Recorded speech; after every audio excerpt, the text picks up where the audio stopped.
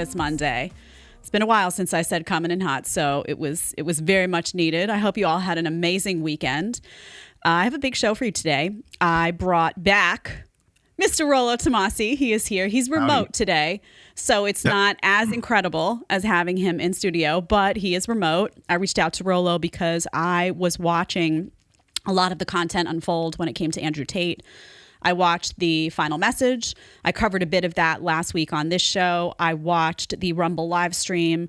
And at some point, I really started to put my old news hat on, and I became really interested in who is this guy really?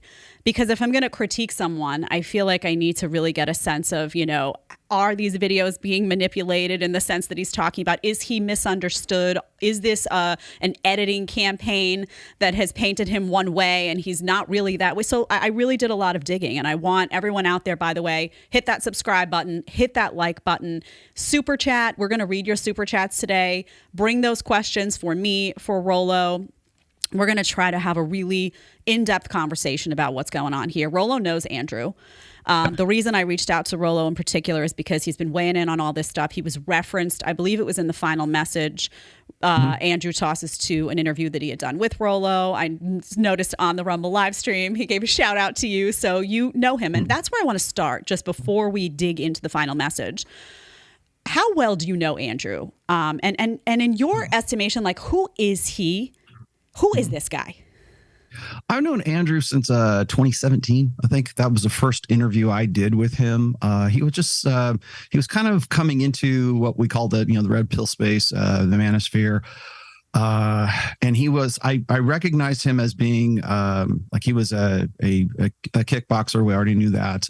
He was also, I believe, on the UK's version of Big Brother or something like that as well. And he was sort of made popular by the fact that he got kicked off that show. And so we talked about that a little bit, but he was kind of coming into the red pill space right around the end of 2017. So I have done 4, maybe 5 different episodes on my own channel from back in the day all the way up till I think 2019 was the last one I did. So I've done at least 3 full episodes. I did 1 Q&A with him, and then I've done 1 episode with his brother Tristan, who's also just as interesting as Andrew is, I think, too. I've kind of had an off again, on again relationship with Andrew, simply because a lot of the times he'll get into certain things and certain topics, and people say, "Oh, don't you know he's a scam artist? Don't you know he's this? Don't you know he's that?" And I'm just like, you know what? I take it day by day, and I talk to him. And I'm also very good friends with Sterling Cooper. I'm very good friends with Justin Waller, who are also very, very tight with the Tates. So my history goes at least back to 2017 with Andrew. We have correspondence. At least we did up until he got banned off of pretty much everything. But I can text him right now if I wanted to. Mm-hmm. But I think they're sort of in a reset mode. I don't think they're zeroed out. I think they're just kind of in a reset mode at this point. Okay, we're going to talk about the ban and dig into all that, but I'm curious from your perception, because one of the things that he talks about in the final message is that he feels that he's been misunderstood, and he takes issue in particular with the fact that a lot of the long-form content and the long-form interviews that he does have been chopped up. They pull something out, they post it, and it's not indicative of what he's really saying because you're missing the preliminary context, you're missing what came after. A lot of times, second and third parties will insert different images and different videos in between his video that change the context entirely. So I'm just curious, as someone who knows him a little bit off camera and somebody who also on camera has conducted these long form interviews with him, do you think that what he's saying is accurate? That there's the Andrew Tate that someone like you, and then the Andrew Tate that people see in these short clips on TikTok, wherever? Absolutely. In fact, that's the direction we've kind of gone, I think, in social media primarily. I am known for doing long format shows. I just did a 4-hour, almost 4.5-hour show, just sort of describing and detailing everything that I think has been going on with Andrew. And of course, summing it all up in the ban and his farewell message. However, I will say this is that I have noticed this myself is I have done shows with people who want to do they'll do a pre-record, they'll do a Zoom record, and we'll do something like a 2-hour show, maybe a 2.5-hour show. And when you're working with disingenuous people, what they will do is they will use that show for 30-second buzz clips, because right now we live in the age, or the generation, I should say, of the TLDR, which is too long, didn't read. And so that's we have shorter and shorter attention spans. And when you look at TikTok in particular right now, you're looking at anywhere between, like, say, a 30-second, 45-second, maybe just under a minute buzz clips. And that's how people get their news. TikTok right now is the number one way that people are, like, they're engaged more on TikTok than anything else right now. More than Instagram, more than Facebook, more than Twitter, more than any other social media. TikTok owns social media right now. In fact, they own it so well that people go to TikTok, or maybe go to, like, Twitter or their social media to get their news information. They're not going to news sites anymore. They're going to TikTok to get it for in a 30-second, ain't nobody got time for that format.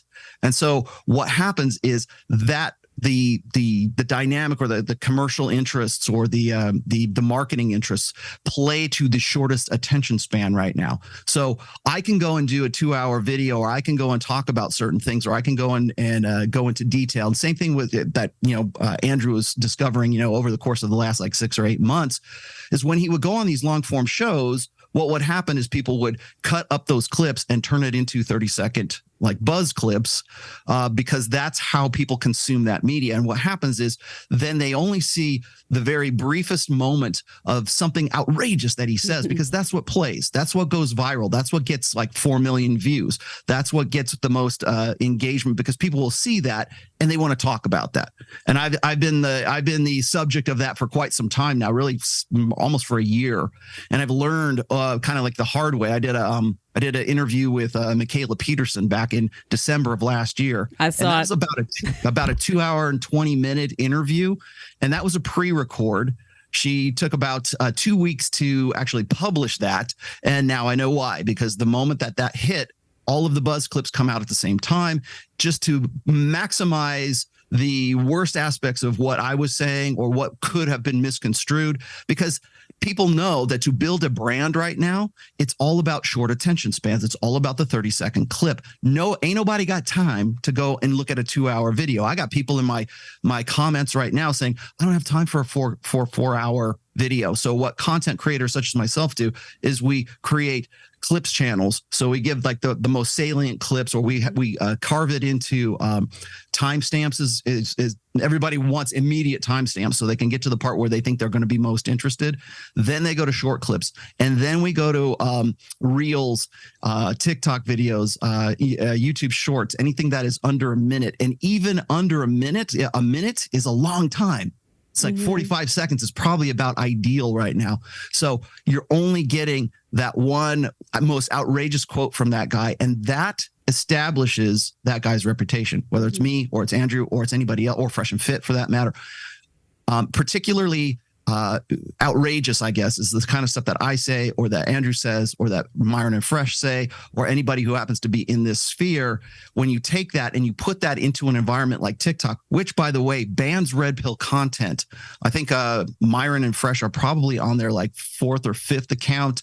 Some of the guys on Rule Zero with me are on their, like, 12th or 13th, Twitter account or TikTok account. So it's real easy to get banned just for one of those 30-second clips. But if you're someone like Drew Afawalo or something like that, and you're just putting, like, these little kind of, middle school jibes and it's all, insults and everything, that plays. But if you go on TikTok, if you go on any social media and you have some sort of hot take about intersexual dynamics, that's misogyny, and that will get you kicked off. Mm-hmm. Bans are really interesting to me, and everything you're saying resonates with me, because I come from politics, and we all know that conservatives on a lot of these, in a lot of these locations, social media, YouTube, wherever it may be, oftentimes will say, I've been banned, and they've been talking about the vaccine or whatever it is that they're talking about. So when somebody gets banned, to me, that immediately becomes interesting. And that's when I start digging. It kind of reminds me in politics when Sarah Palin was chosen as the vice presidential nominee, and all of media landed in Wasilla, Alaska to try to dig up dirt on her. She suddenly became interesting. I was like, okay, well, they hate her, so there must be something worthwhile here. Let me go figure out what it is. So I think that a lot of my political background kind of bled into this kind of beautifully. And what I did is I went And not because I'm a huge Andrew Tate fan or anything like that, but because he's an interesting figure. He's being talked about. He's now been banned. I don't support bans on people. I believe that that's a coward's way out. Most people who ban don't have the intellectual caliber to debate, and so they want to silence people. We saw that happen during the COVID times these last 2 years. I was one of the people that everyone wanted shut up for just telling the truth, so I get it. And I dug in, and truthfully, I watched hours of Tate content, hours and hours of content. I watched the two things that I mentioned, and I watched long form interviews because I wanted to assess for myself whether I felt that those little clips were really taking him out of context. And as it turns out, I agree. They are. That's not surprising to me. But I had a really hard time being outraged by him. And he and I don't see eye to eye on everything. There were definitely times where I said, I don't agree with that, or saw things differently. But it wasn't a situation ever that I saw content from him that I said, this guy needs to be removed, that there was something so heinous about him or what he was saying that he needed to be removed. So that was my takeaway. And I immediately, thought about what's going on when it comes to big tech, thought about the people that have been labeled misinformation. And it just seems like this is a conversation that's a lot bigger than Tate. I agree it affects, you, it affects me, it affects anyone with a microphone. So I really invite people out there. I don't care if you like or dislike what Andrew Tate is saying. If you don't want to be next on the chopping block because somebody decides that your opinion isn't good or isn't in line with the groupthink that's being, labeled as right in this moment, then you should oppose these bans. So that was my take on the ban, Rollo. And I want to get into the final message with you, though, because I know you've covered the ban. I watched a little bit of your coverage of the ban. I think we see eye to eye on the ban. And I want to go to some time codes in this, Tyler, if you can pull this up. The first thing I want to talk about is he talks about debate and the state of debate right now. So if we can go to that, it'll be 11:40 to 12:38. And then, sure. Rollo, I'll come to you. I want to get your reaction to what he says. I think that all of the people who disagree with me are very, very welcome to disagree with me because they have had a unique life path and a different point of view, and I respect that, absolutely. I would never shout for any of the people who disagree with anything I say to be silenced or canceled because I don't think that helps the world. I think that discourse is always going to be the way that we lead ourselves to the truth, and if anybody has anything contrary to say about any of my points of view, I welcome it. I like to hear it. And as long as it's in a respectful and adult manner, I often platform it on my platforms as much as possible so I can sit and discuss and I can learn things. Because if I have a point of view and someone challenges it in a very adult, correct, logical way, very often I have changed my point of view. This was the moment, we can stop it there. This was the moment for me where I said, this is a different guy than what I've seen in these clips. Yeah. I haven't seen this guy before because just that moment of saying, I can learn something. That's something I say. That's something I think you and I had that conversation before you sat down live with me. You were like, hey, maybe I'll walk out of this room. I'll think about this differently or think that is the nature of someone who welcomes actual conversation. So when you hear that, I hear that and I say that guy just gained fans by speaking out like that. I think people inclined to disagree with him on some content are going to rally behind him because of things he said like that. What was your take on that moment? Right. I mentioned this yesterday in my show. First off, this is the logical extension of getting banned. Okay. He's not the first one to get banned off of social media or get canceled simultaneously. You got to remember what happened to him. He lost his YouTube. He lost his Twitter. He lost his TikTok. He wasn't even on TikTok, and they banned him off of TikTok. They killed his Instagram. They basically disappeared him digitally, simultaneously, all within the same week, much like they did Alex Jones, much like they did Roosh V, much like they did Milo Yiannopoulos from back in the past. So this is a pattern. This is something that you can expect if you're putting this kind of material out and you're outrageous enough that people are going to start to take notice. Andrew also had the effect of the plan, his organization, let's just say, is he had at least 100,000. I think I don't know what the exact numbers are, but he had at least 100,000 guys in Hustlers University who were rebroadcasting his own material, and they are getting banned too. So that's how serious a threat that big tech takes him right now. And so now we're going to transition into the free speech aspect of all of this. Should he be able to say what he wants to say? Well, what he's saying is clearly dangerous enough for every one of those platforms to simultaneously disconnect him. Same thing for his payment processors. I'm not going to say who they are, but his two payment processors also dropped him on the same week. So this is a coordinated effort. Mm-hmm. So it's not just like, hey guys, well, we're going to ban him. How about you? It's a coordinated effort. So that's something that I think we need to remember for the future, for when guys who are like Tate, or it doesn't even necessarily have to be in the manosphere. This is the possibility, and plan ahead. Understand that this is play chess, not checkers, right? So when I see this, and he's 100% right, I agree. Like, theoretically, philosophically, I understand that. I've said this before. I think I said this to you on your show. I have an obligation to objective truth. And the only way you get to that is through the crucible of open debate. You cannot test the strength of an idea unless you can actually talk about that idea. Well, the problem is we don't have any problem when we're talking about like Republicans versus Democrats, or the left versus the right, or conservative, versus liberal, or progressivism, or that kind of. We don't have any problem talking about that. We can still have those conversations and not get canceled, or not get as canceled.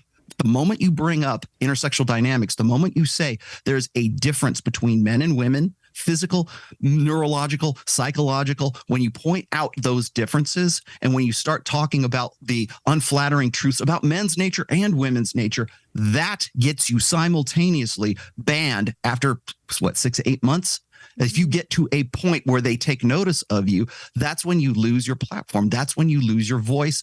And it's, as Rush V used to say, it's when they take away your bread. It's when they kill your revenue. It's when they make you unable to do anything that you've been doing up to this point. Now, he's been on Rumble, and he's been on some, he's trying to make a move over to Getter and some other like alternative platforms, which, by the way, if you saw his most recent video on Rumble, he generated, I want to say it was like 140 or 145,000 live views on Rumble. Right. It was the top live view show on Rumble ever. In fact, the CEO, I think, of Rumble was like commenting about this on an article not too long ago. But that's how popular his message is. That's what's getting out right now. And that's what like this generation of the Lost Boys want to hear. And they want to get behind him. They want to be like Tate's army kind of thing. And the problem with this is that's what the big tech who canceled him were afraid of.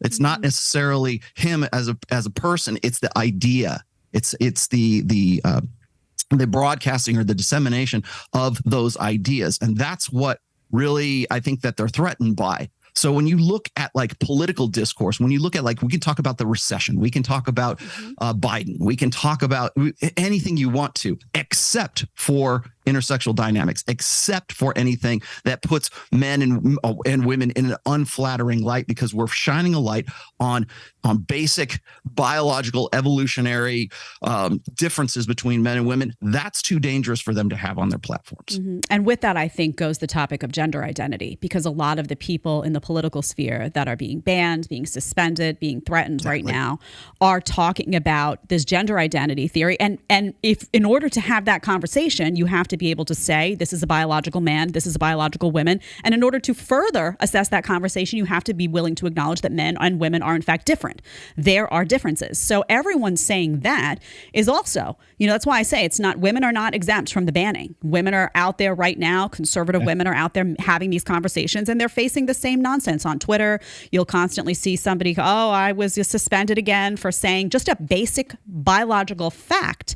So what I always say is that, the powers that be, and by that, it usually means, network television, cable news, oftentimes in large part funded by Big Pharma, by the way, which benefits from all of these conversations going in one way. And, the powers that be in Silicon Valley oftentimes unite, and they decide, okay, we will allow some degree of dissent, but on these safe topics that we're okay with, and we'll allow the dissent to go this far. Once it crosses that line, we will suspend. Once you touch a topic that they're not okay with, it's like an off-limits topic. They're not okay with that. Suddenly you're suspended. So This is a moment, I think. You talked about, the Tate army. I think there is a lot of that, a lot of rallying behind him. But I also think there's going to be a rallying behind him from people who are like, you know what, this isn't even about Tate. This is much bigger than Tate, because who's it going to be next? Maybe it's going to be somebody they like, a conservative talk radio host. Maybe it's going to be whoever. Maybe it's going to be somebody who speaks out against Planned Parenthood. You know the topics. We all know them that you can't touch without worrying that you're going to face a ban or a suspension of some kind. I think that's why Rumble is now growing so vigorously. So I want to go to another piece of his content that really discusses his issue with the long form content being edited, and then get your take with respect to something that the Observer uncovered. So let's listen to what he said first. And obviously I can't show the full hour, but I really tried to pull something that, I'm not cutting him off in a weird spot. I want his genuine feeling on this issue to get portrayed. So let's go to 1240 on that one, and then we'll get Rollo's reaction. So I have no problem with being disliked. I do have a problem with a few things. I have a problem with long format things I've said being taken out of context, taking a small clip from a 2-hour piece of video, then with careful editing, removing of tonality, and changing my intention behind the words, painting me to be a criminal or a bad person when I am not. I do have a problem with false criminal accusations when I do not have a criminal record, and I have never had a criminal record in any country on the planet. I do have a problem with this. And also I have a problem with the fact that social media has changed so much in modern times. A lot of the things I said that are being used against me were said 5 or 6 years ago in long format video.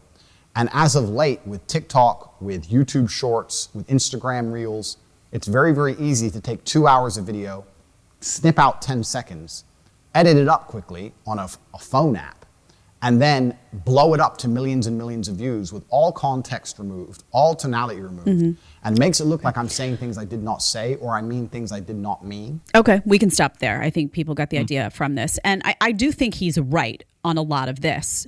The criticism is, and I want you to respond to that, to what he said, and also to the criticism is, one, how did he not know that this was going to happen? Everyone who's famous gets their videos chopped up. He had to have some sense that this was going to happen. And the second criticism is from people who say, wasn't this his business model? There was The Guardian. I pulled a quote from The Guardian, and it says, his rapid surge to fame was not by chance. Evidence obtained by The Observer shows that followers of Tate are being told to flood social media with videos of him choosing the most controversial clips in order to achieve maximum views and engagement. So the criticism is that, through Hustler University and through the business model that he established, one of the incentives was for these affiliates to repost content. So how did he not see that this was going to happen? What is your reaction to that? Yeah, I once again, that's just one of the things I was critical of him on my show yesterday was the guys who are the Tate Army are basically his cam girls, more or less. I've heard it put that way. Now, if you don't know anything about their history, that's how they sort of came up in the business. Prior to OnlyFans, they were guys who ran cam girls, and pretty much they skimmed off the top.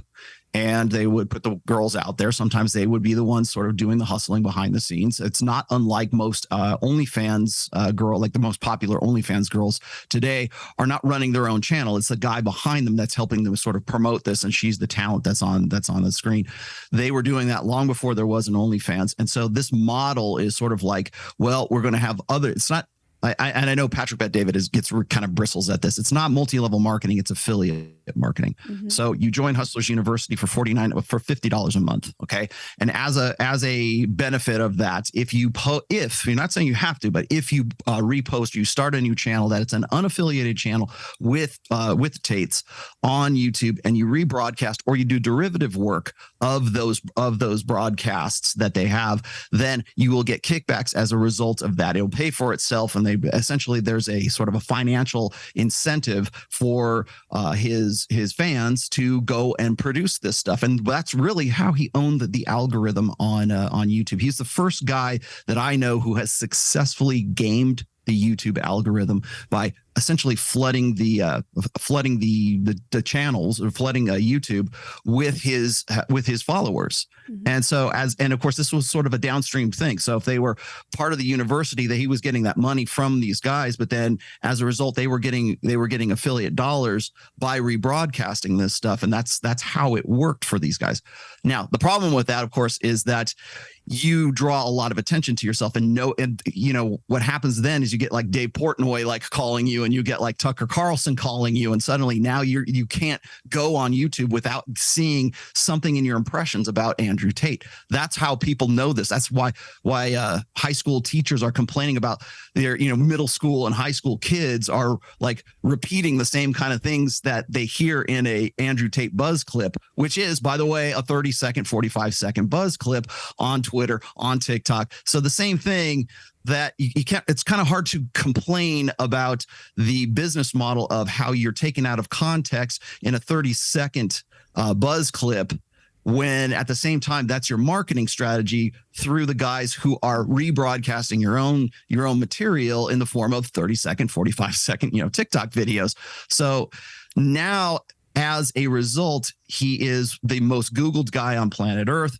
People who would never have even known him or heard his name before want to talk to him. I'm actually surprised he hasn't been on Joe Rogan yet. Yeah. But that's pretty much how it worked, and that's how he gamed that algorithm.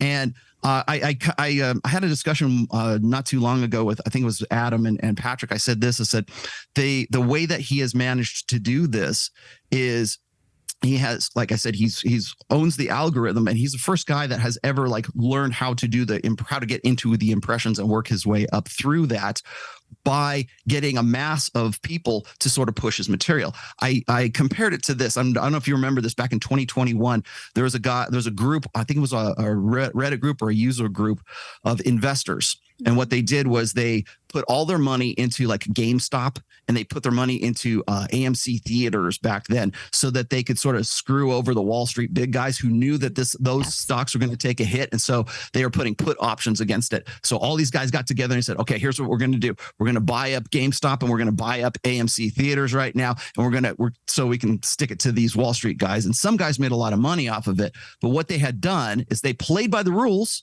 They played successfully by the rules, and they got enough people to go and buy those stocks to offset the Wall Street guys who are betting against those two stocks. It's very much the same kind of dynamic. You get enough guys to get on board to say, okay, guys, get together here. We got 100,000 dudes. We're gonna rebroadcast Tate and keep going, and that's how we're gonna own the algorithm. They're still playing by YouTube's rules, right? But now YouTube says, no.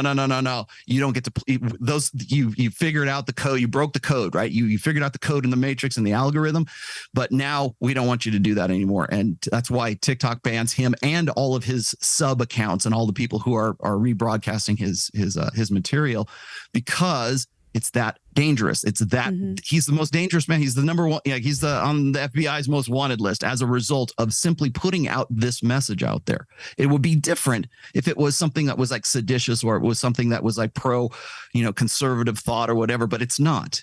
It's it's essentially red pill material. It's essentially the manosphere, and that's what they're threatened by. Yeah, it's fascinating. And I think one of the, just having gone through media myself, I remember when I first started doing television, I really was thinking about everything I was saying very carefully, kind of learning what it meant to have an audience. And that evolved. And one of the takeaways for me was that I don't know if he was ready for it to blow up so big and so fast. I mean, it's just, it's too much for many to even think about, like, how does this just all of a sudden happen? And I don't know that he was necessarily ready for what was coming his way, because there's a lot of people that wanted to capitalize. They wanted to make money off of the fact that he was rising. And then there's a lot of people who really stay attuned to someone who is on the rise. And, a lot was brought up about the Big Brother years and that video that popped up that wound up being like a kink video where there were two consenting adults, but it rubbed people the wrong way. And that wound up being why he was dismissed. And I said, he wasn't banned then. Why wasn't he banned then? Because he was really nobody, right? He's being banned now because this is a guy who does have an army behind him, has a lot of guys that agree with his content, has a lot of people that have listened to the long form interviews, and they're not just listening exclusively to these little sound bites. And now he's a problem I think he's a threat to a lot of movements. He's a threat to the modern way of living. He's a threat to modern feminism. He's a threat to a lot of institutions that, want to preserve their right to ban and their right to censor. And this guy's just out there saying anything, so I think he's a threat to a lot of the status quo in many respects. I want to get to a part of this where he talks a little bit about. Can I throw one more thing out here really quick? Because this will put a period to that whole section right there. Yeah. When I was doing my show yesterday, I usually start with sort of intro videos and little breakdowns. One of the videos I showed yesterday was this guy, and I don't know who the guy's channel was, so I apologize. The guy was going around Central Park, and he had his cell phone. And he was asking random young people, Gen Z people, and old, and maybe slightly older, what they thought of Andrew Tate. And so he was going to ask these girls. He was asking, the guys that were with other girls, and damn near every one of them, except for the last dude, just hated him. And every single point that they brought up about why they didn't like him, and to the point where they really wanted to punch him or hurt him in some way. The reason why they had come up with this is because they had seen those 30-second buzz clips. Mm-hmm. That's all their impression of him was, and that's all it took for this guy who's going around Central Park, doing these on the street kind of videos and asking these people, and that's all it took to get to a level of anger and a level of, to get that outrage out of these young people who had probably only seen those 30-second buzz clips of him talking about whatever. They had never gone into the long form videos, like the when he did the show with Sheon Reynolds and some other stuff as well. But that's that right there. After I put that up, I go, man, that's actually pretty scary.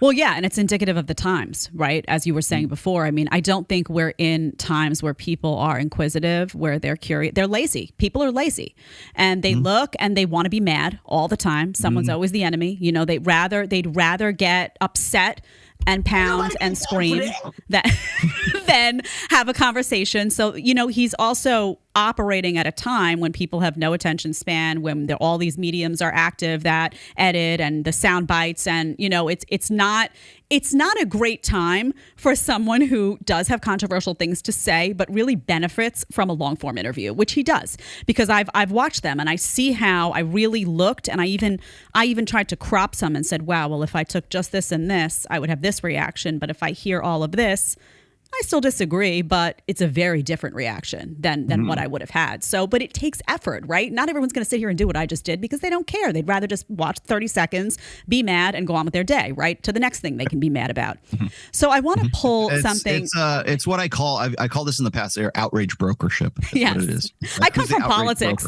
Rollo, everyone's outraged. And usually why? You know why they're outraged in politics? Because they watch cable news. And cable news operates in the same exact way. I worked in it. You got 3 minutes. You got 3 guests. You're all trying to get a word in. Nobody accomplishes anything, and then everyone leaves angry. It's a business model. It is a business model, and it's successful for a lot of these places. Let's look at in this, Tyler, I want to skip to, we're not going to do on the ban. We covered that already. Let's go to personal life and misogyny at 4836. This is a little bit where he talks about his personal life, and I want to ask you about that. I don't know much about it. And also this word misogyny. Is that an accurate word for him? I don't believe that it is. Let's take a listen. Foundation, which is going to be dedicated towards charitable acts of both genders. I have been very, very private about certain elements of my personal life, as has my brother. However, my brother has a daughter, and she's beautiful. She's my niece. I don't want her to grow up in a world where women are hated. I don't want her to grow up in a world where men are oppressive and hurting women. Why would I possibly want that? I want her to find a strong man who can protect her, who can provide for her, who can make sure she's safe, but I don't want anything bad to ever happen to her. My own personal circumstances regarding family are something that are once again confidential, but I can confirm to you that the last thing I would ever want is for women to be marginalized in the future, for genuine misogyny or sexism to take hold on the planet.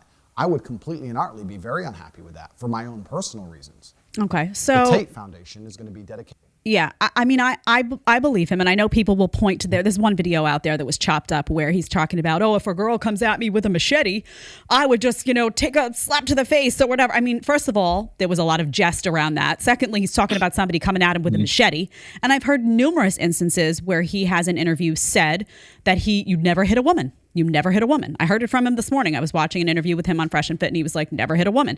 So my question to you is this: the word misogyny is a very powerful word. To me, that means someone who hates women. I don't see him as someone who hates women. Why has this label been effectively used against him? And do you think it's accurate in any sense?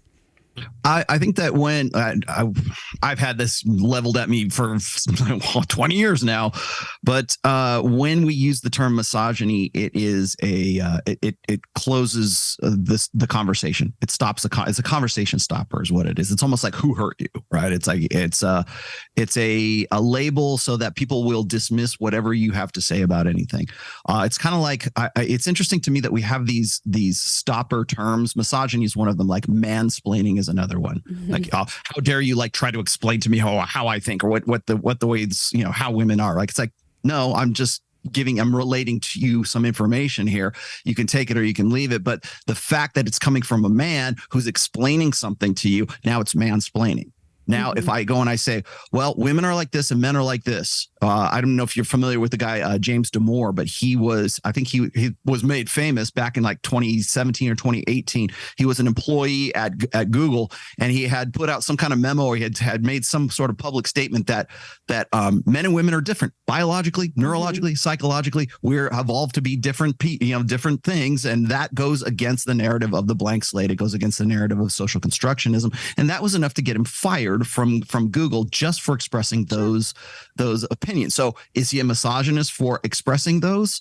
Or is, I've been doing this for 20 some odd years now in the manosphere. I've met a handful of people who I could really say are honest to goodness, misogynists. They really, really hate women just because they have this irrational hatred for that particular sex. However, I can also point out women that I've known along the way who are misandrists. And we don't know what that term is. If you're typing in Microsoft Word and you typed out misogynist, you'd be just a normal word. Type out misandrist in Microsoft Word and it gets the little red arrow underneath because it thinks that it's been misspelled because it doesn't know that word. And so when we're controlling language and we're using terminology to describe someone, when we talk about misogyny, anything that goes against this sort of gynocentric social order, anything that goes against anything that shows some sort of unflattering truth about women's nature or the interconnectivity between men's nature and women's nature, anything that goes against that is labeled misogyny because it's just like censorship. It's just like stopping the conversation. Don't mansplain to me. You're a misogynist. The only men who are like you are only incels like you. That's another stopper right there. Is the only person who would have that question in their head must be there's something defective about you. There must be something wrong with you. So we need labels and we need categories to put men into so we don't have to have those conversations. It's the same as he's been cut off, because of big tech. But when we're having the conversations, when we get to the point where we're in open debate and I start saying, well, women's nature is thus, men's nature is thus. But if I say something that is unflattering about women's nature, then I'm a misogynist. Just for the question. For the suggestion that there might be some differences between us, just for the suggestion that maybe there's some inconsistencies here, just for the suggestion that there's a separate standard of justice for men and for women. If I go into detail about that, I'm mansplaining, I'm a misogynist, I'm an incel, I'm a black pill doomer, whatever it is, you're one of those guys in the manosphere, and we should no longer listen to you because now we can put that label on you. Yeah, I've been called a woman hater myself. I'm a woman. And they'll say, you're a woman hater. And I say, why? And they say, well, because you're pro-life. What? That makes me a woman hater? And then they'll say, well, because you rattle against, female promiscuity. Well, yeah, hell yeah, I do, because I think it's a huge problem. That's because I love women. I love being a woman. I will say that all the time. I love it. I think women are beautiful. I think, the fact that I birthed a baby, I'm a superhero, man. I am, so I take a lot of pride in the things that make women uniquely female, and there are things that we can do that men can't do, and there's things that men can do that we can't do. So I take a lot of pride. Sounds inherently unequal, doesn't it? That's well, unequal. yeah. And I said, you and I had that conversation. You and I had that conversation about equality and what does that really mean, and what aspect of life are we talking about? And the truth of the matter is, I don't think Tate is a misogynist. I don't think that's the proper word for him at all. But honestly, if he were, I still wouldn't want him banned. Like, I don't have to condone everything that everyone out there is saying. There's tons of women out on YouTube right now, everywhere, TikTok, that have man-hating nonsense out there. I don't like it. I don't support it. I have a little boy I'm bringing into this world. I don't want him growing up in a world where he's going to be judged negatively on day one because he's a biological male. But I also don't want those people banned, because we're supposed to be exchanging in a free exchange of ideas here. And we're supposed to all be growing as people. So I just think it's utterly ridiculous what's going on. And people better wake up. I don't care where you stand on these issues. You better wake up. What you're seeing, what you're describing right now is something I talked about in my fourth book, which is The Rational Male Religion. But in the introduction of this, I explain this, is that we are at a confluence right now here in the 21st century where we have rationality and reason that is conflicting with emotionalism. Mm-hmm. So the reason why people don't want to hear what Andrew Tate has to say, or I have to say, or even you have to say, depending on what the topic is, the reason why they don't want you to have a voice is because it makes them feel bad. It's because there's a negativity, there's a bad feels, because what happens is they have to confront the fact that there is this, we live in a data age right now. The reason why I can write the books that I do is because I have access to the internet. I have access to research. I have access to the dots that I connect for my books.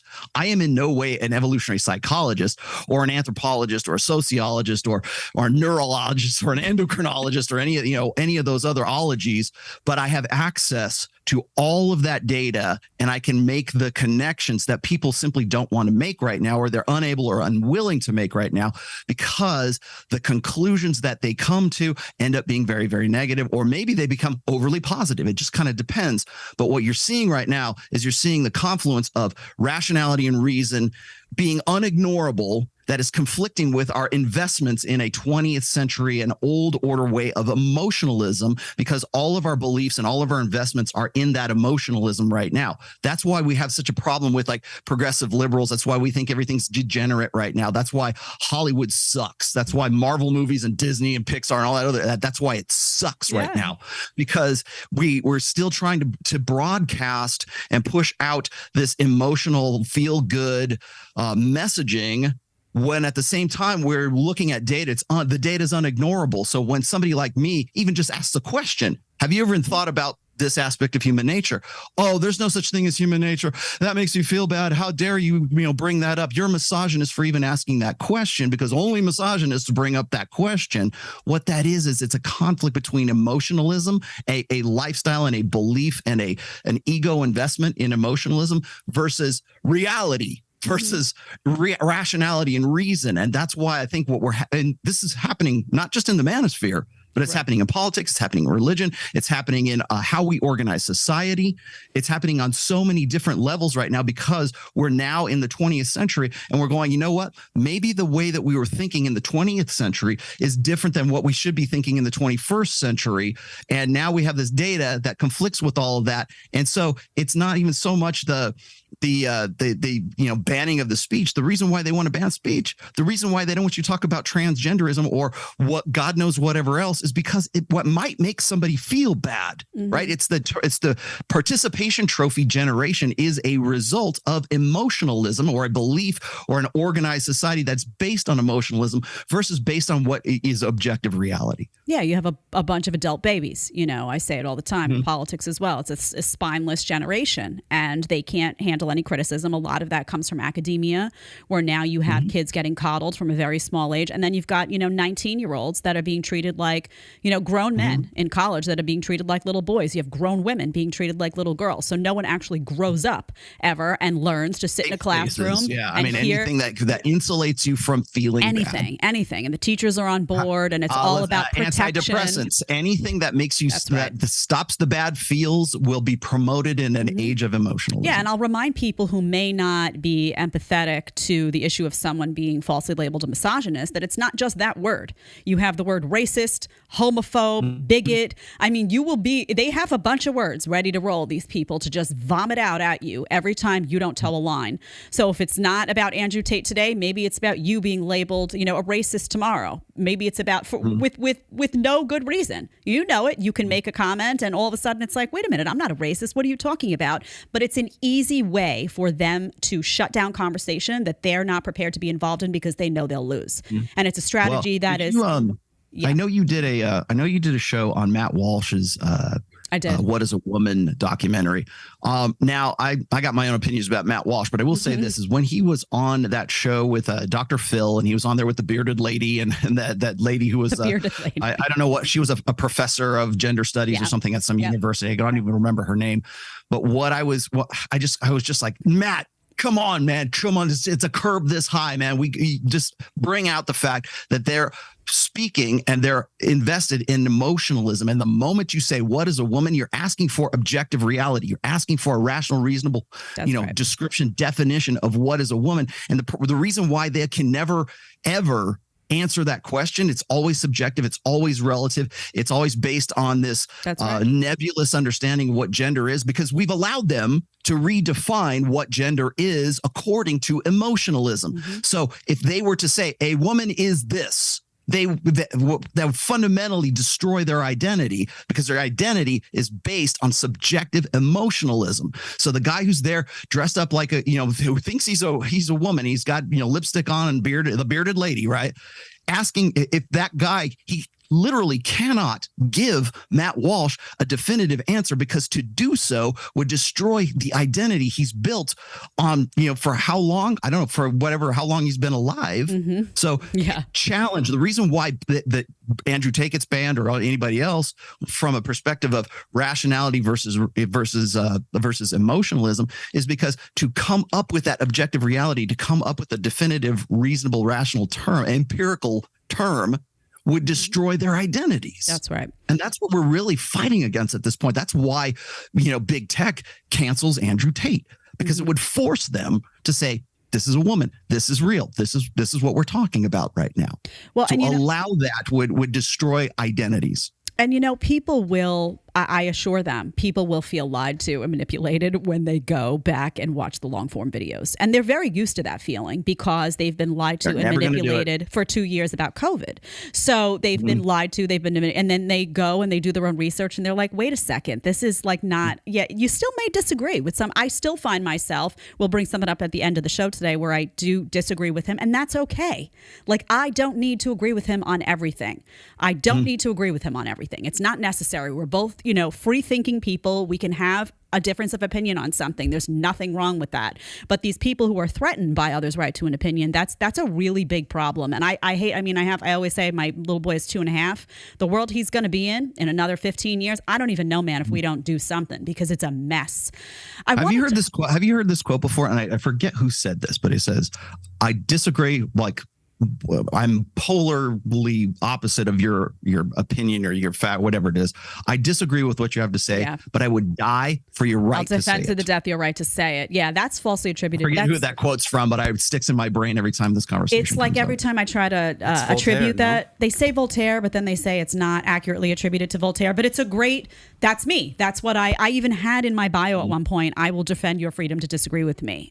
That's my whole MO. So this struck a chord with me. And one of the aspects, and I want to play a little bit of this is the last one that I'll play from his final message. It was about gender, because when I watched all those clips cut up, in fact, when I first started talking about manosphere stuff, I said, give me some content. I want to see what people are saying. And they sent me a whole bunch of stuff about Andrew Tate. And it was like these little cut up things. And I was like, well, he's crazy. What is he saying about, what is that? I found myself going down that path, right? Then I watch all these long form videos and I'm like, well, wait a minute. I've just been played. And I think part of life and being an adult is acknowledging those moments. I got played in the beginning of COVID too. I admitted it. I came out. I said, I was wrong. I was that idiot wiping down my packages from the grocery store. But you have to acknowledge that stuff stuff to grow as a person and actually turn into a full formed adult. So here I am saying again, I bought into this. This guy's always talking about women. He's always hating on women. It's all about gender. Turns out it's not. It's a very small part of what he's saying. And oftentimes he's very critical of men as well. So this particular part of the video, Tyler, on gender, I think is significant. It's at 105. I just want to play this and then Rollo, get your reaction as someone who's watched a lot of his content and can speak a little bit more to this point. I'm massively anti-drugs. But when I do videos saying to men, avoid men who take drugs, avoid men who are disloyal, nobody comments on it. But if I say avoid having a girlfriend who takes drugs, avoid having a girlfriend who's disloyal, people call me a misogynist. It's not about gender. I'm just trying to teach people to stay away from low quality, toxic people and just try and elevate themselves and create their reality to be around high quality people and positive people, male or female. There's no gender associated. It's only the fact that the media, these people chopping my videos up, whoever they are, taking it out of context and only focusing on the times women were mentioned, which is a very small percentage, 2 or 3% of my overall content, and ignoring all the time I said the exact same thing about men or the times I loved women. Okay. Rollo, your reaction.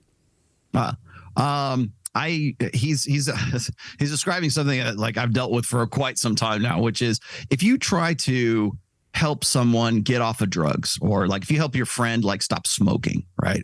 If you say, hey dude, heroin is bad for you, stop doing heroin, let's go to the rehab, I'm going to help you out doing stuff like that, people will call you a superhero, right? Doesn't matter, male, female, whatever. But if you go and you tell that guy, look dude, I don't think you should be with this girl because she's kind of toxic, she's a toxic element in your life, and I don't want to see you ruin your life with this woman, I don't want to see you get married to this person because this is really a bad situation. If I step in and do that, then I'm a busybody. I'm like, well, if they're happy, then who cares, right? If they're in love, love is love, right? That's to come in and to talk. I can save you from heroin, but I can't save you from a bad relationship or from what I see that's happening, right? And it's exactly what he's saying right here. The idea that you can say one thing about men and you can say one thing about women. It's there's actually a psychological, sociological phenomenon that has been well studied since the early 90s, and it's called the women are wonderful phenomenon, right? And I'm dead serious. That's what they called it back in like 91 or 93, something like that.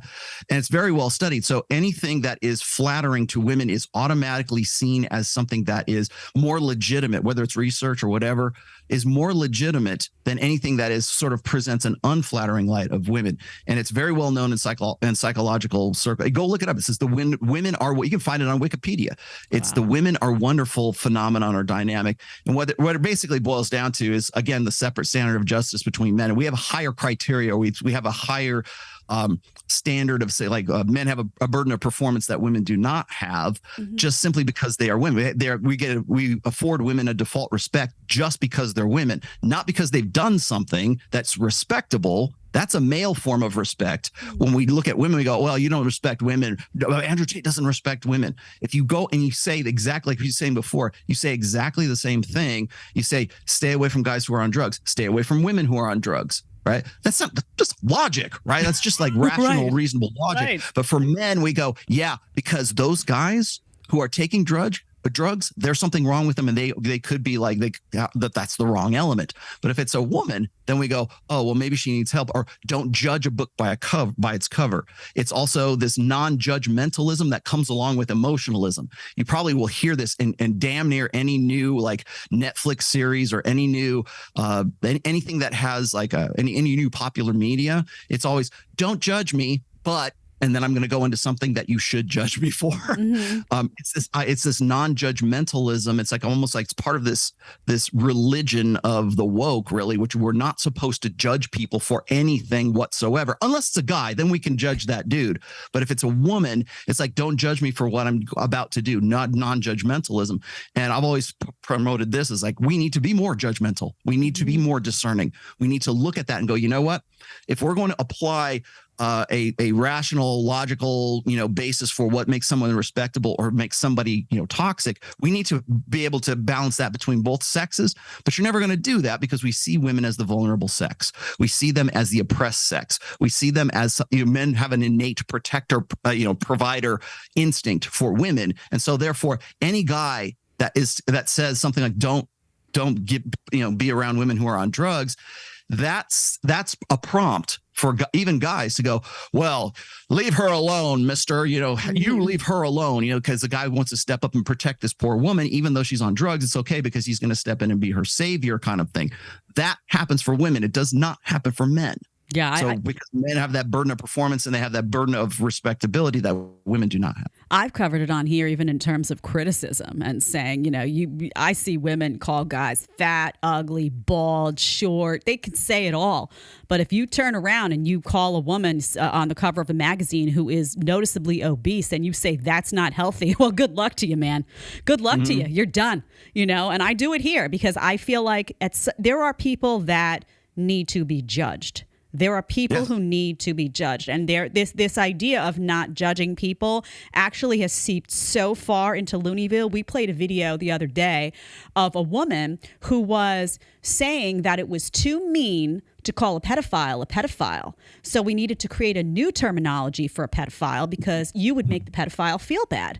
And my words were, judge away on these people. I mean, this is ridiculous what's going on. So it's not just seeping this woke culture and this refusal to recognize fact versus fiction and this refusal to hold people accountable for bad behavior and be willing to judge. I don't care if it's male, female. I don't care.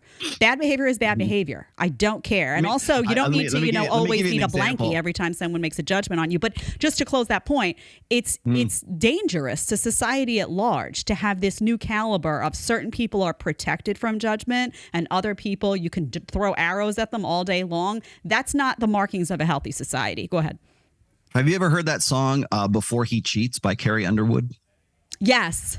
Where she's talking about vandalizing this guy's big, beautiful 4-wheel drive car, keying it and taking a baseball bat to it.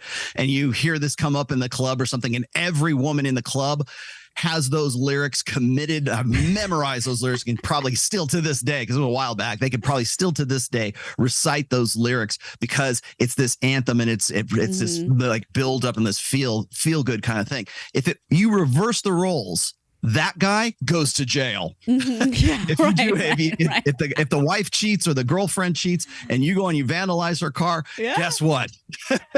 You ain't singing songs about that. It's not a top 40 song anymore. That's the difference. Mm-hmm. Yeah, I think that's a valid point. I want to switch over to the Rumble live stream because that has a very different tone, right? So people watched the final message and they saw a different Andrew Tate. I don't know what went on in between the final message and this Rumble video. We'll ask you that. Maybe you can actually first provide some insight into that, because the question that everyone left the final message with was, what is he going to do next? He implies through that video that he's going to take some time. He at one point says that he's only going to do stuff that's positive. It was a little bit confusing to me. I said, is his whole tone going to change now? Is he not going to hold people accountable? I was confused as to where he was headed. Then that closes. I don't know if then he gets a deal with Rumble. Something happens there. He comes out in this Rumble live stream and he's back. The tone is back. Yep. So what is your take on that before we dig into I was just going to say, I of course I watched the whole thing and that's classic Tate right there. It's Tate in his own environment. You got to remember that the video he did, which was his last video, that was very controlled. That was very produced. It was very polished, let's just say. I mean, with all the kind of like the stock footage and everything that goes, and the piano music playing. The music, yes, the music was a nice touch. Yes. And which really I kind of thought was unnecessary, but I get why they did that. But I think it was more of you've run me up, you've crucified me. Yeah, I am the martyr now. I'll accept my punishment. But before I go, let me explain to you what I'm really all about. And then when he does the Rumble video, and I don't know for a fact, I'm not aware of any contract or any kind of co-op that co-branding that he has with Rumble, although they are definitely now co-branding. And with Getter, I guess, is the social media app that he's pushing right now too. I'm not aware of any of that collab like that, but I will say this is there was 145,000 live views of that hour and 15 minutes he did on Rumble, which I will say is more than Tim Pool and Ethan Klein from H3 can generate combined on their best shows. So clearly there's a want and a popularity here where they want to see what's the next thing that's coming from Andrew. Obviously, the farewell video, the last video, whatever, is not the last video. It might be the last video he does on like mainstream media, but of YouTube and Twitch and TikTok and all that. But on alternative platforms such as Rumble, such as Odyssey. And by the way, before anybody asks, yes, I mirror to those sites as well. But the fact that he's like sort of back in rare form once again, that's what he knows that's what his audience wants. The audience that he was broadcasting to with the final video versus the Rumble video are two different things. They're two different animals. The people who come to see him on Rumble, they have to go seek him out. They have to hear through the grapevine that he's going to be on Rumble. Whereas the Vimeo video is there just for like popular consumption of anybody. So that's right. That's where he's coming back from. Let's take a look at the tonal difference. I have this at 7:39. Tyler, I said it's classic Tate. Yes, it's really. I mean, honestly, I laughed out loud many times watching this. It was funny. I'm not going to lie. Even parts that you're like, did he just say that? I laughed. But this is the tone that we're talking about. Go to 7:39. You can start it, Tyler. Any woman who's around me feels safe. I thought we could sit around and talk, but no, you decided my opinion isn't worth anything. You decided all the millions of men who think like me are worth fucking nothing. You decided that. I didn't want this war. You fucking did. And then you told me that I'm not allowed on your platforms, and you told me that I'm not allowed anywhere. Well, that's fine, because I have soldiers, and we're going to penetrate the matrix. I'm going to play a video, and I want everyone to make an Instagram story, and let's put it all over motherfucking Instagram. Fuck you, Matrix. This war has just begun. I ain't going nowhere. You have my address. You know where I'm at. Come get me. This is the best. No, you have to, Tyler, do me a favor, play the video because I lost it. You see him. He dances through the video. I mean, it's like there's music here. I don't know if you want to play that, Tyler. It's up to you. But okay, so essentially don't play that because you'll end up getting a copyright strike for the copyright of that video. It's that music, anyways. So bottom line, thank you for that, Rollo. But bottom line is he comes I've learned out the hard way. he comes in. He's fired up. It's a different Tate. And no one knows now. Everyone's like, okay, well, what is he going to do next? Do you have any clear indication of what he's going to do next, how that's going to manifest, what it's going to look like? Do you have a good guess? In all honesty, I think he's already... Some people... There's my biggest, observation, I think, of this whole thing is you have to have seen this coming. So is this part of the I saw this coming? I knew we were going to have to sort of get into we're going to have to pivot, right? We're going to have to do some sort of new branding. We're going to have to get to a new platform.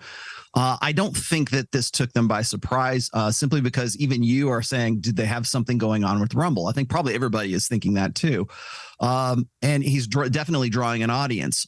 You probably remember when Donald Trump got kicked off of Twitter, and everybody wanted to go over to Parler at that time. It was going to be the Twitter killer, or Gab was going to be the Twitter killer. None of that ever materialized. And even with Donald Trump saying, hey, we're all going to go to Parler, we're all going to go to this platform, he's always been saying, hey, we're going to create a new platform for our people, for our tribe, or something like that. That never materialized. But Andrew Tate can drag in more live views than Donald Trump can on an alternative platform. So maybe there's some hope in the fact that maybe they're going to have a Rumble could be an alternative platform in a real sense. But again, it's kind of like Joe Rogan being on YouTube and then going over to Spotify. Is he bigger on YouTube or is he bigger on Spotify? And when he goes over to Spotify, he's at the mercy of the woke mob who is, wants to delete his old videos. And now he's just like, don't care, made $100 million, do whatever you're going to do. I'm going to keep doing what I'm going to do. Is he more popular on Spotify or was he more popular on YouTube? Is Andrew Tate going to be as effective and as notorious and as household name now because he's been banned off those formats? I hope not. I hope we can make it work. I'm going to go over to Rumble. I've already mirrored to Rumble anyways. I've mirrored to Odyssey and Rumble. I've got Getter. I've got Parler. I've got Gab. I'm still waiting for people to talk to me on like Gab. But is it going to be something that's going to inspire people to come over to a different platform? I would hope so. But I have to say I have to be cautious in my optimism. Yeah. Well, I will tell you that people who are politically savvy are already looking over at Rumble because of everything that's gone on with political content on YouTube over the last 2 years. And people in the conservative space who talk a lot about gender identity issues, who talk a lot about the COVID-19 vaccine. These are just topics that are immediately red flagged on a lot of these other sites and a lot of these other locations. You monetize them at the very least. So, right. Yeah. So there is an influx there. I also think that this language that he uses when he talks about the matrix and he talks about the resistance, I use the system. I always talk about the system, and people who are not necessarily, watching Tate or haven't been followers of Tate, they will understand this language because they get it. And what we mean by that, people like me, when we say that, is we're talking about the media establishment. We're talking about Silicon Valley, the media establishment, the big pharma establishment. Everyone seems to be holding hands. So this is a conversation that people are going to be attuned to. Immediately, he says the Matrix. Someone like my husband, who's not, hasn't been following Andrew Tate, says, I love what he's saying about that, because they're plugged into the fact that there's a lot of manipulation happening from the top down, and they want us to be puppets. People, by and large, are not signing up for that anymore in the spaces that I gravitate towards. So I think that's an important point. I want to play for you. He specifically talks about an aspect of the Matrix, calling up his ex-girlfriends throughout this process that I found fascinating. Tyler, this is at 3303. If we can play that, and then Rollo will get your reaction to that. We're just going to fast forward. This is the brother, too. I hadn't seen. This one is of my favorite. What the fuck is wrong with you?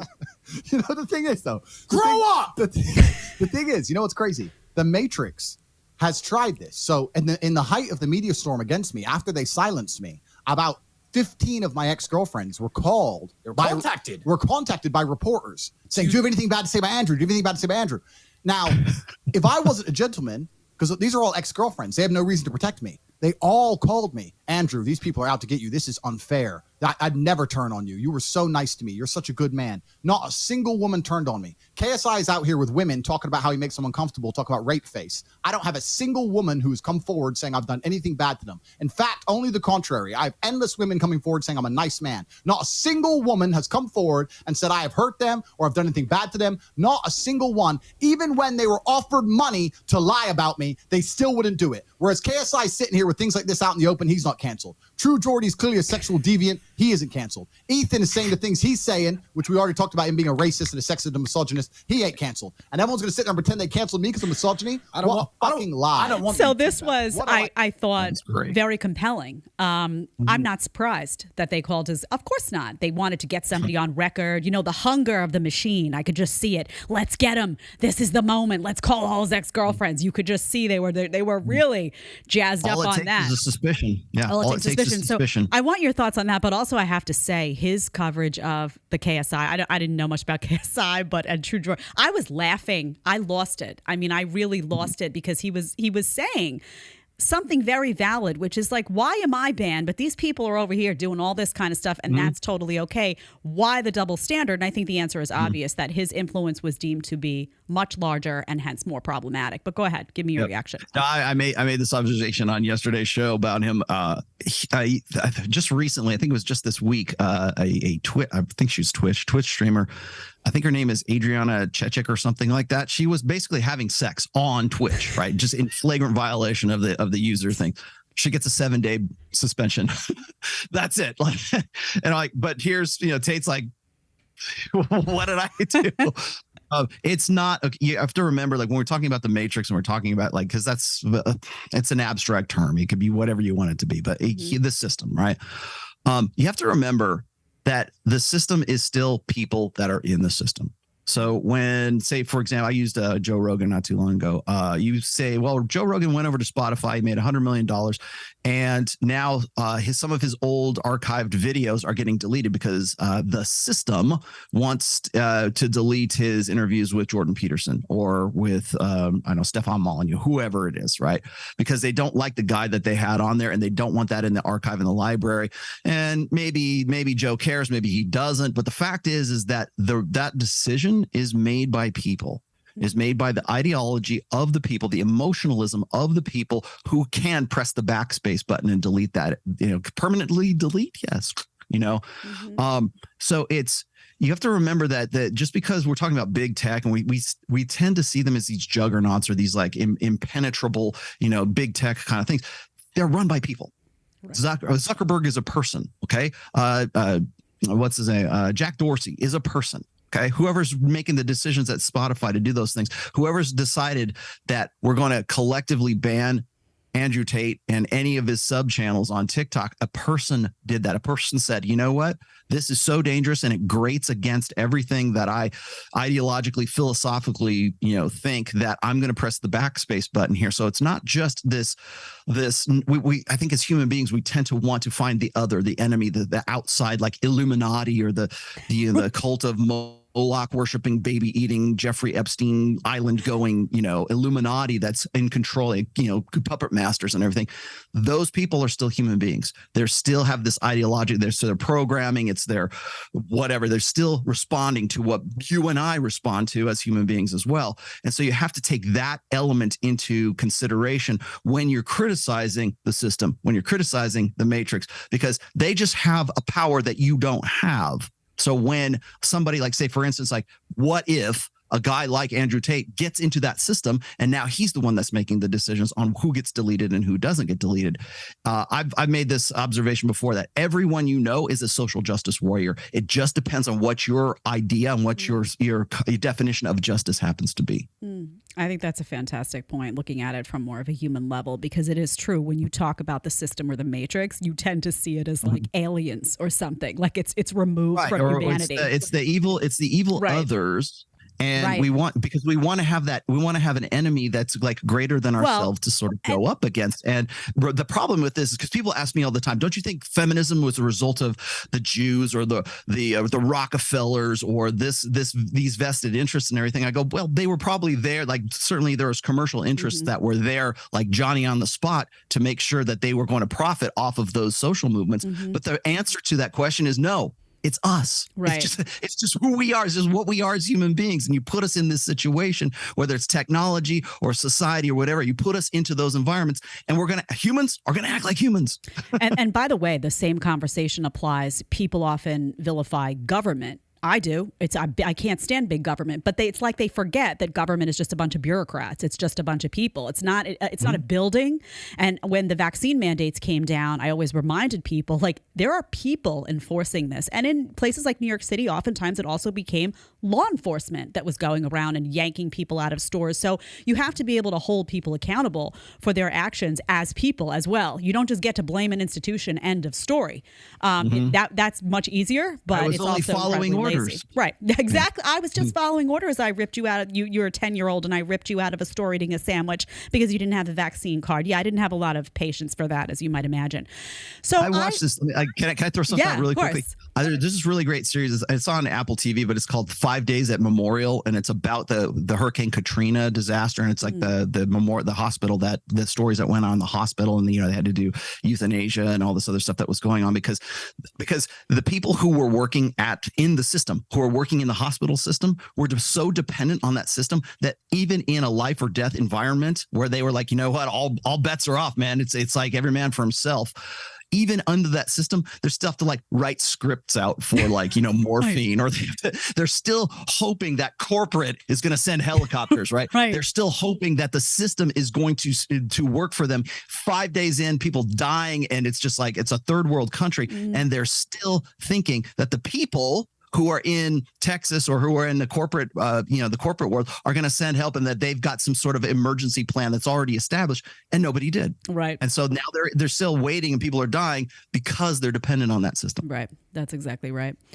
I want to pull up one thing that I did is I went back kind of with fresh eyes after I had watched a lot of these long form interviews with Tate and a lot of this extensive content. I kind of went back with fresh eyes and looked at some of the shorter clips with those eyes. And I found a few that I said, you know what, I could see these triggering the right people, but there's a lot of unpopular truth in them. There's a lot of humor, and I want to play them. These exist, as these short videos that he doesn't love, but I noticed a lot of things in them that I didn't see the first time around. So you have these, Tyler. The first one is on TikTok. This is, we'll run this up to 18 seconds. Let's just take a listen. Said that you could have multiple partners, but a female that was with you couldn't also have multiple partners? Well, a woman could say that same thing if she decided. She could say, I can sleep with multiple men, but my men can't sleep with multiple women if she so choose. We're all free individuals, right? Yeah, but you wouldn't agree if a woman said that. I would personally find that revolting, correct? Revolting. But there are women who find what I say revolting. So you're not telling. So even just that, right? Mm-hmm. I mean, the lead-in is him just saying, well, yeah, but if you're a woman, you're in a relationship and you decide that you want to make that decision, you can go make that decision. I personally find it this way, but you might find it, you know what I'm saying? It just seems very... I don't see the outrage. Now, of course, if you listen to the whole thing, he goes on to give his opinion on it, which people have a problem with. But I wound up finding a lot of this nuance in there that I hadn't heard before. Now, maybe I didn't hear it because it wasn't clipped in the actual videos that I was watching. That part was missing. Maybe I didn't hear it because I got stuck on the second part and wasn't paying attention before because I didn't allow for that proper context. But I think it's really interesting. I don't know if you want to respond to that one or hear a few more. There's several of these that have the same theme. But do you think there are a lot of people out there, I guess is a great question for you, who had been inclined to disagree, had kind of made up their mind a little bit about him, went back after this, looked at some extra content and said, well, wait, maybe I've been played a bit here? I would say very few, if that. I think you and I had this conversation when I first came in there last time. Like when you begin an argument or begin a quote unquote debate with like, I have not seen very much of Fresh and Fit, but let me explain to you exactly what's going on with Fresh and Fit. Right. And so when because I know I've been part of that show for almost 2 years now, I know what's going on behind the scenes. I know who these guys personally are and everything else. And so I'm just like, you know what, if you just go and you educate yourself and you take the time, it's what I call intellectual lethargy. And that's what most people are about, because again, we're in the TLDR generation, the TikTok video, the 45-second. Hell, I put out like occasionally I'll put out a short form video that's maybe 54 seconds. And I can tell if the person even watched the 54-second video, right? Because what most guys do is they'll look at the title, they'll look at the thumb, they'll look at the first 2 or 3 comments, and they'll go, "Yeah, screw this guy." It's like what I call a drive-by comment, right? And then they never watched it, and I can tell they didn't watch it because their comment reflects that they didn't even watch the whole thing. Or else I'll have guys who'll go, "Hey, where's the link to the whole video?" It's at the end of every clip. It's at the end of every short. You didn't take the 54 seconds to get to the end where that link is right there. So clearly you don't have an investment enough to really want to, you just want to feel heard. You just want to I think that's probably what a lot of guys and women as well want to. They just want to have a take. They want to have a hot take. They want to believe that somebody out there gives a shit about their about what they say. Quick hit comment, right? And so that's by the way, that's very powerful because people want that engagement, and you can use that to your advantage if you know how to use it.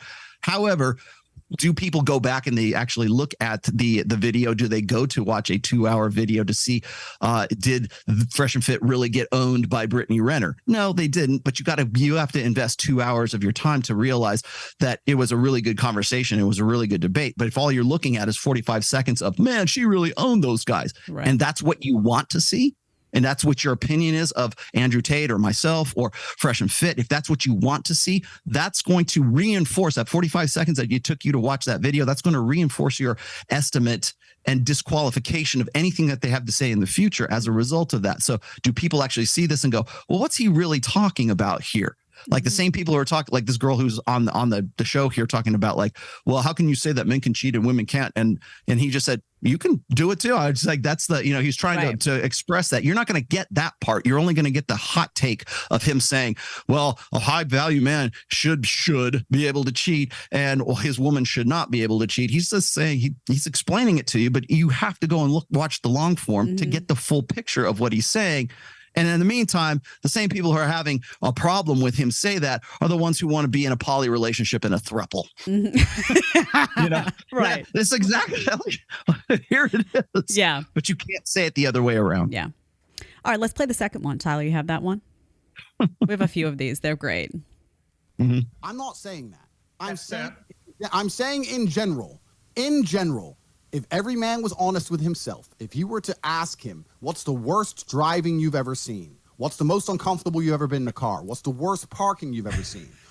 If you were to ask him and he was honest and he wasn't on the internet worried about getting canceled or trying to be correct or looking up statistics or any dumb shit, he'd probably say, I was in the car with this chick once and she nearly killed me. That is not saying women are bad creatures. I'm not saying all women drive that way. It doesn't mean that I don't think females should have a right to drive, etc. So even that, it was interesting because there's a lot of caveats that he's throwing in there. He's saying, I'm not saying women are bad. I'm not saying all women are bad drivers. I'm not saying X, Y, and Z. I'm just saying if you ask a bunch of guys, I happen to think that's 100% true. If you asked, if you go to my husband and you say, who's the better driver in your house? He's going to say, I am. She drives like a maniac. He's going to say it. And sometimes I do drive like a maniac. And I think that's, again, it's like an inconvenient truth here, not to even use that term. Unflattering. Yeah. It's not. Let me break this down for you. And I forget, again, I'm going to give you a quote and I forget who said this. Okay. To create, it is an order of magnitude greater to refute bullshit than it is to create bullshit. Okay. Yeah. It takes you 30 seconds to create bullshit. It takes you 2 hours to refute that bullshit. That was the 30-second buzz clip. Right. Okay. So, and I want to say maybe it was Ben Shapiro or somebody who said that, but it's an order of magnitude greater to refute bullshit than it is to create bullshit. And that's what he's kind of dealing with here, because what happens, and I'm guilty of this too. And so is Myron and Fresh, because when that clip came out, Hassan, who I think is like the co-host or a good friend of like Ethan Klein on H3, started going, oh, well, insurance rates this. And let me show you why, women are better drivers. They're safer drivers. Right. And it's like, that's not what he said. He said men are better drivers. He didn't say they were safer drivers. And so what happens, you got me, you got Myron, you got God knows how many other people who are going and doing the research and saying, okay, here's why men are better drivers. Here's why he's wrong. Here's why he's right. And you have to go and like become this, do a doctoral thesis, on a 30-second buzz clip that is just absolute horseshit, but it takes that long to refute that bullshit. And so when I go in and I say, you know what, it's not even so much about like insurance rates. You want to talk about safer drivers. Well, let's go look at the numbers here. There are more men on the road than there are women. There are more professional drivers. There's more long distance truckers. There's more people who are driving for a living who are men than there are women. Yeah. So does that diffuse the insurance rates for women being safer drivers? So you can go into that level of detail and refute all that shit that Hassan was coming at Tate for.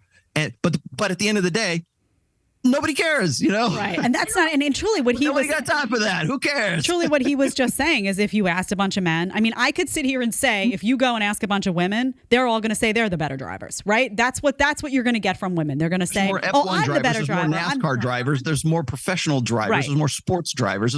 So you can't make that statement without taking it, because that's one data point. Right. One data point is, well, women have lower insurance premiums, so therefore they're the safer drivers. Well, yeah, but that's not what he's saying here whatsoever. You could take that as a data point, but we got to take that in consideration with there's more long haul truckers. There's more NASCAR drivers. There's more F1 drivers. There's more, I don't know, sprint car drivers, whatever you want to put it out as.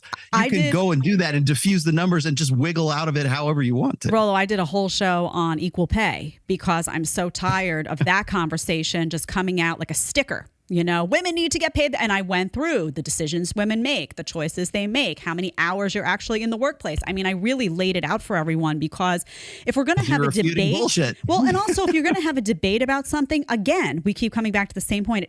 There has to be some foundation of fact involved, or it's just stupid and not worth my time. So I did a lot of digging on that. But that is another conversation on equal pay, that you have all the little banners and the little stickers, and none of it is grounded in reality. So I broke that down for everyone a few weeks ago. This next clip was very controversial from him.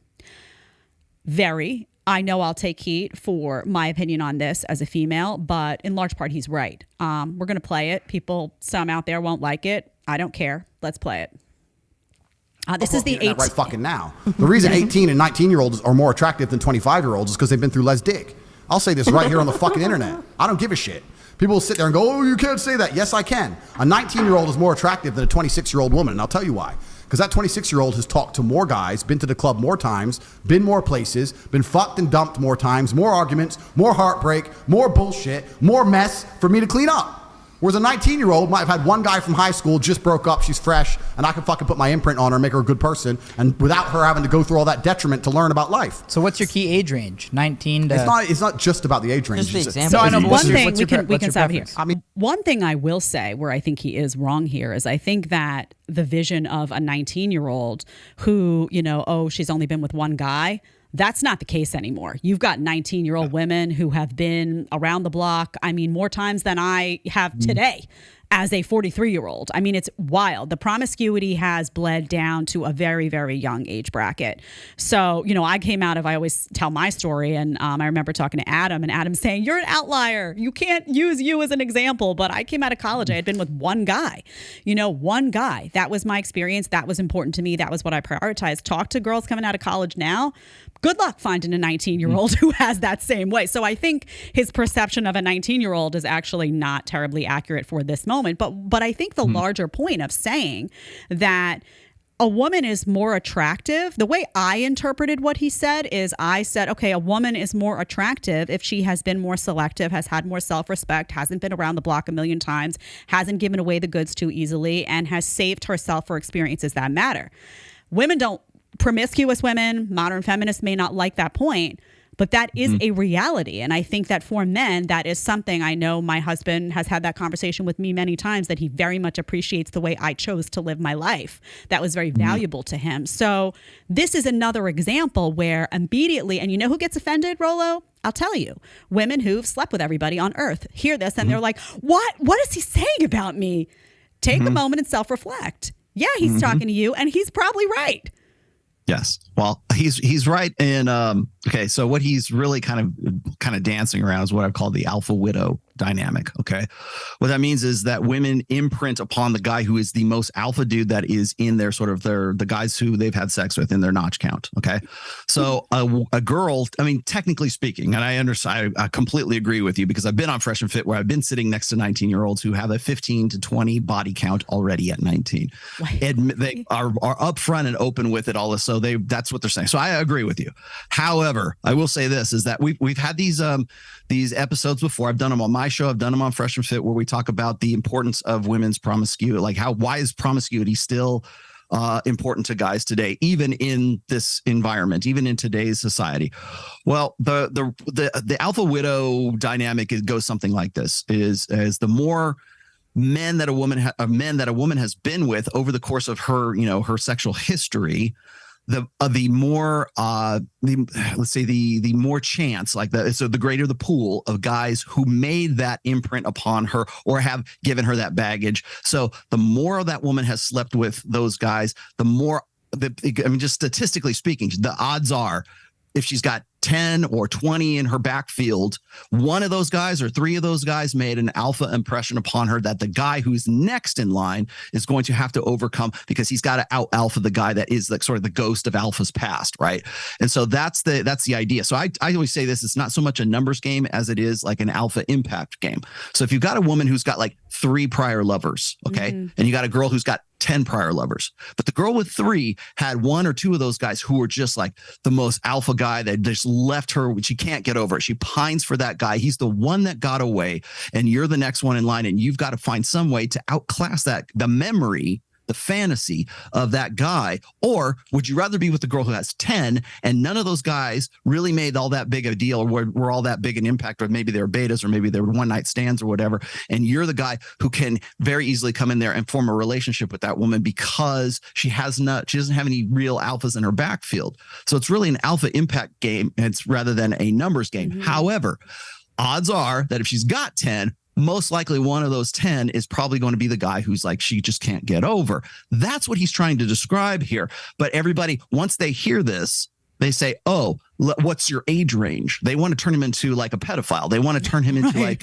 a young, you're that's why we have this concept, by the way, of what, half plus 7. Like you're not age appropriate. You're not with a woman who you should be with. You should be like a guy who's 30 should not be with an 18-year-old. A guy who's 40 should not be with a 28-year-old. Whatever the age range happens to be. You're still an adult. She's an adult. You're an adult. Right. So it's like you're consenting adults. So why would that make any difference? Well, it doesn't to guys, but it does for women because women age out of the sexual marketplace. And that's what rubs them the wrong way. Another unflattering truth about the differences between men and women that they're being reminded of. And it makes them feel bad at the end of that conversation. So, from talking to me, we sat together and that I don't like promiscuity either way. I don't like it in women. I don't like it in men. I'm very deep into self-respect for your body. So I don't like flippant sex. That's just not something that I think really helps anyone long term. That's how I feel about it. But I'm curious your perspective. Do you feel, though, that you were talking about, different men who can make an imprint on a woman, for example, throughout the years? Do you feel that it could be the reverse as well? Like, could there be a guy then who dated or went out with, 10 women, 12 women and got hurt several times along the way, and now he's got all the baggage, and that becomes problematic for the woman in his life, as opposed to a guy who had been around the block less times, has less baggage? Does it work both ways in your mind? I would say no, and I'll explain to you why. Because men do not place they don't place the degree of importance upon sex as women do. Simply because women's biological nature is to invest emotionally in the guy that she's having sex with on some level. If a woman doesn't do that, like say she works in the porn industry, she has to be trained and conditioned to sort of put her emotions on hold and say, this is just a sex act. I'm just doing something with my body. It's like sports, right? For men, that the reason why guys get addicted to pornography is because our innate sexual strategy is unlimited access to unlimited sexuality. And what provides that? Vicarious pornography. That's why it's free. That's why it's streaming. That's why it's 4K. Right. So when guys are thinking about sex, we can dissociate ourselves from the emotional connection that women innately evolved to have, because having sex in our evolutionary past meant that woman could possibly get pregnant. And if she did, that could be a death sentence. Even if she picked the right guy, she has to emotionally invest in him. That's why women have much more proclivity for like sexual revulsion. That's why they are very much more selective. That's why they are the quote unquote gatekeepers of sex, right? They have a filter for guys who are creeps. They have a filter for guys who are like the hot guy. The good opportunity is just as important as the guy who is the creep, who she just wants to simply stay away from. It's a neurological mechanism of women's psyches to invest more emotionally and personally in sex, because they're the ones with the higher reproductive cost. For men, it's the wind blows and we get a hard on, right? We have to hit it and quit. But what did John say? It was ejaculate and evacuate. And we had to do that because we had to be very efficient, opportunistic breeders in our evolutionary past. As a result, men do not have the same emotional investment into sex that women do. And so take that and fast forward that to 2022, where we're having this conversation right now. And do men not have like women that they pine for or think is their soulmate? Yeah. Until the next girl comes along and rocks their world in bed, or the next girl that comes around and she seems like she's someone that he wants to invest in. They do not pine for women or for their past partners if they do, in the same way that women do, because they have already created that emotional investment in the guy who is the best that she can do. So if it's like, oh, he's the best that I could, he's the one that got away. Even Katy Perry has like some song called The One That Got Away. Yes. Or if you look at like the end of Titanic, where Rose has the heart of, the diamond and everything. She's had this wonderful life from some, beta provider, but she still can't get over Jack, who's in the bottom of the ocean in an icy grave. And at the end of the movie, it's like she's reunited in death with that guy, not the guy who provided her this luxurious lifestyle and grandchildren and everything else. It's the dude that's at the bottom of the ocean. That's to the point where we're creating mythology and stories about that dynamic. So that's the difference between men and women when it comes to emotional investment in sex or otherwise. Yeah, which I think is I remember going through a period in my life where I was looking at everyone around me and I said, God, it would be so much easier if I could just be like them. They were just kind of unattached and they would go around and they would sleep with guys. And what I realized at some point is that they weren't doing it very well. It was weighing on them a lot. It wasn't their natural inclination to be that way. They were trying to fit into a paradigm that they thought also would be easier. And a lot of those women were very unhappy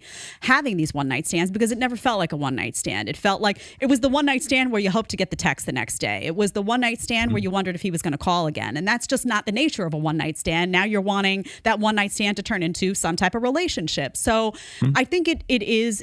I think women and men are hardwired differently. I think that it's from my perspective, it's a very good thing when women and men come together in a monogamous relationship and make a commitment and decide to have a child and create a conventional family dynamic. That's just my opinion. That's what I've chosen. I've said this in the past, is that like human beings are promiscuous by nature, but we are monogamous by necessity. Right. We have to be monogamous in order to parentally invest in our offspring, which are very fragile. That are going to die if we don't do that. So we have to have monogamy.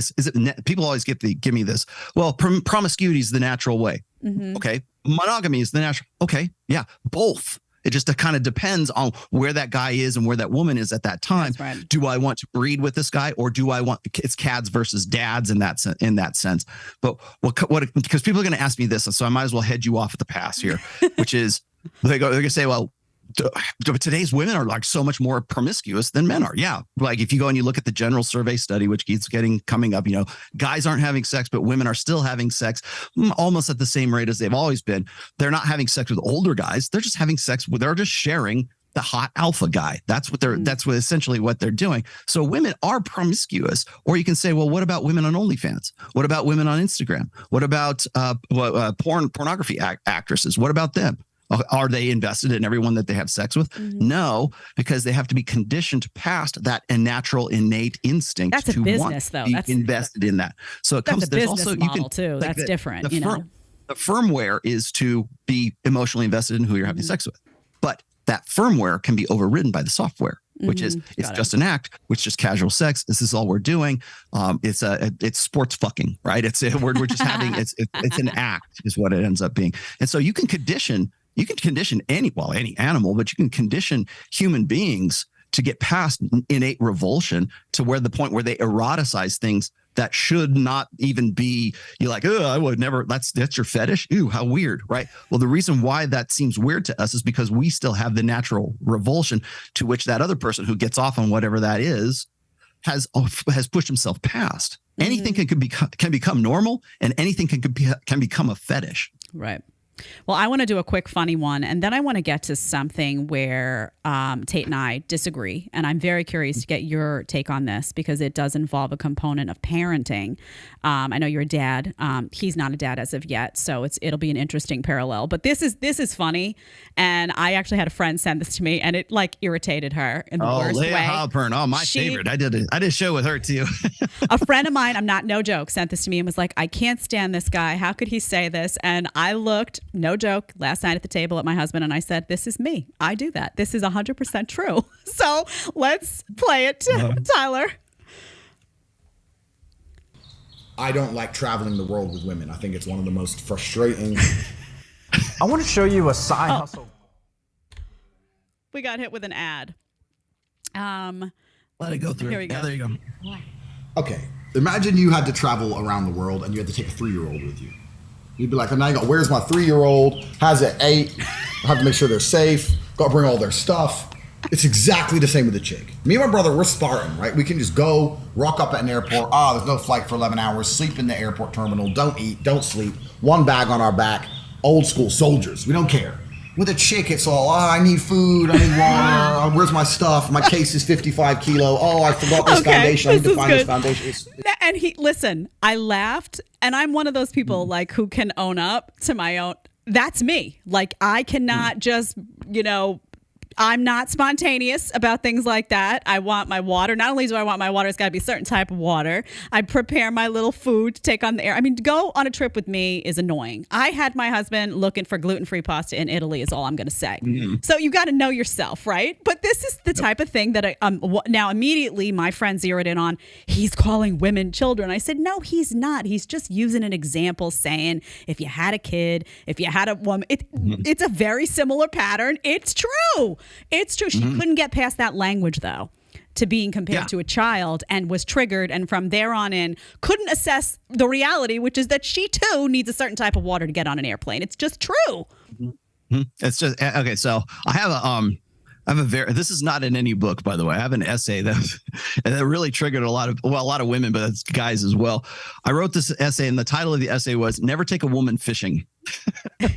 And it's like very similar to this, is because a lot of guys, the reason why I wrote it was because a lot of guys that I knew at the time were trying to find some way to have to drag their girl into like their hobbies, right? Or to bring them all. Don't take a girl bowling, right? Whatever your thing is, unless she expresses an interest and actually fishing, you're not going to catch fish. You're not there to do the activity. You're there to introduce that girl to the activity that you love, in the hopes that maybe she'll like to love it too, and then that's something you will have in common that you can do.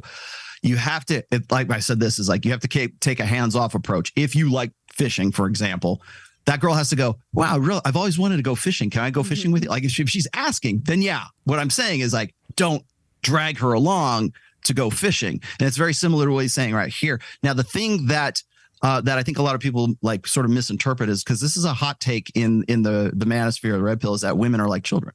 And in a sense, they are. And not in the sense of like, oh, I got to coddle her and I got to do things for her.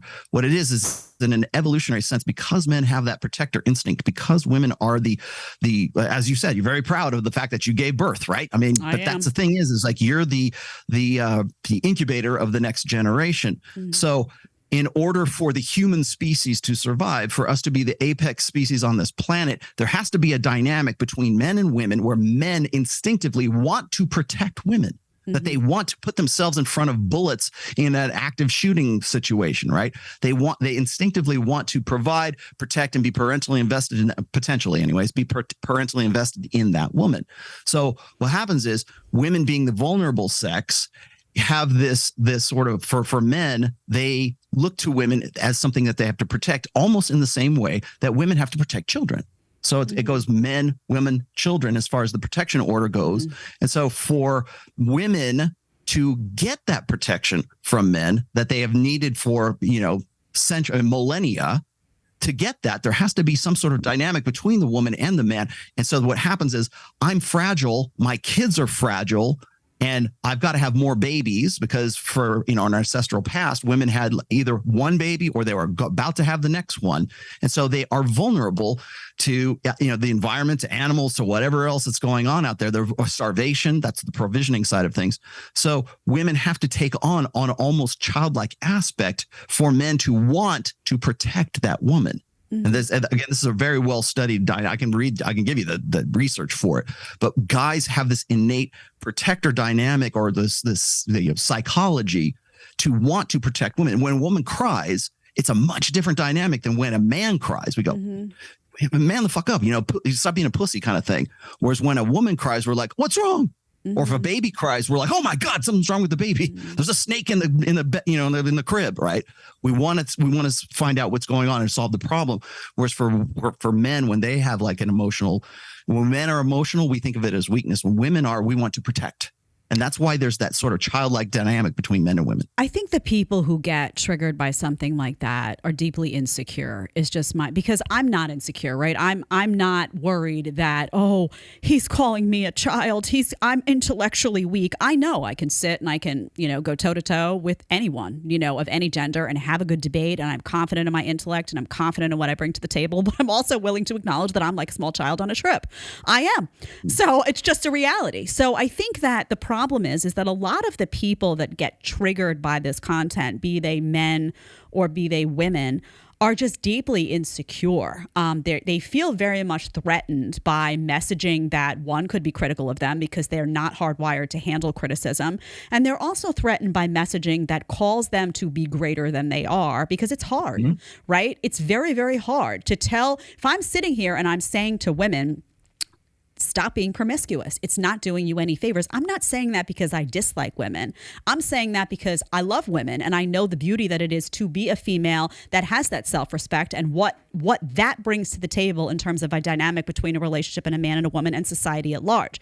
So it's coming from a good place. That doesn't mean you're going to receive it well, though, if you're deeply insecure and you've spent the last 3 weeks sleeping with a bunch of guys that don't mean anything and you're insecure about that decision. So I think that it's triggering people for the right reasons.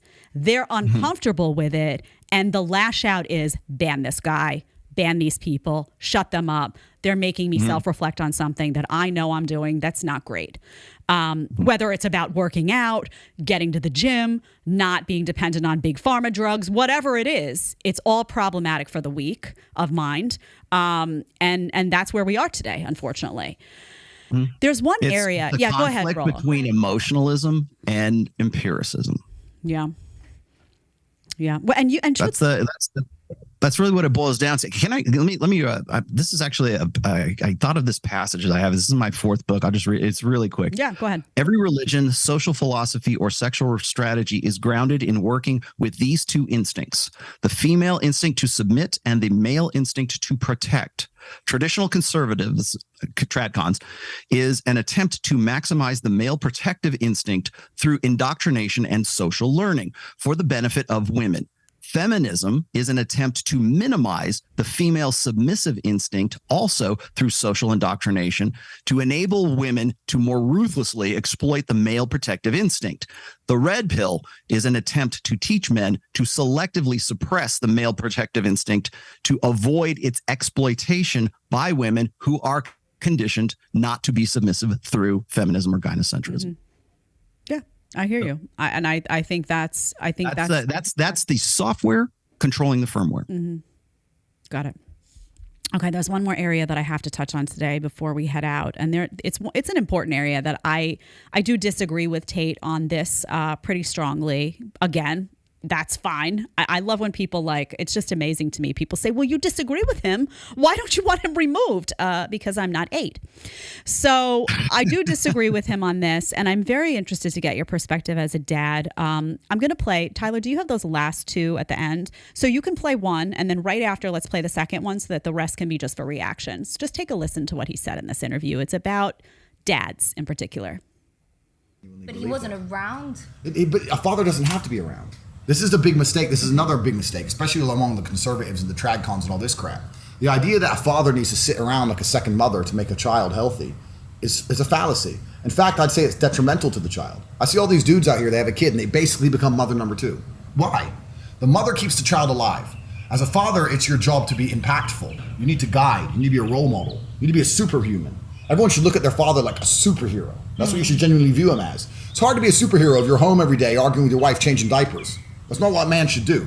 A man should rock up, teach lessons, be impactful, and it's more about quality as opposed to quantity of time.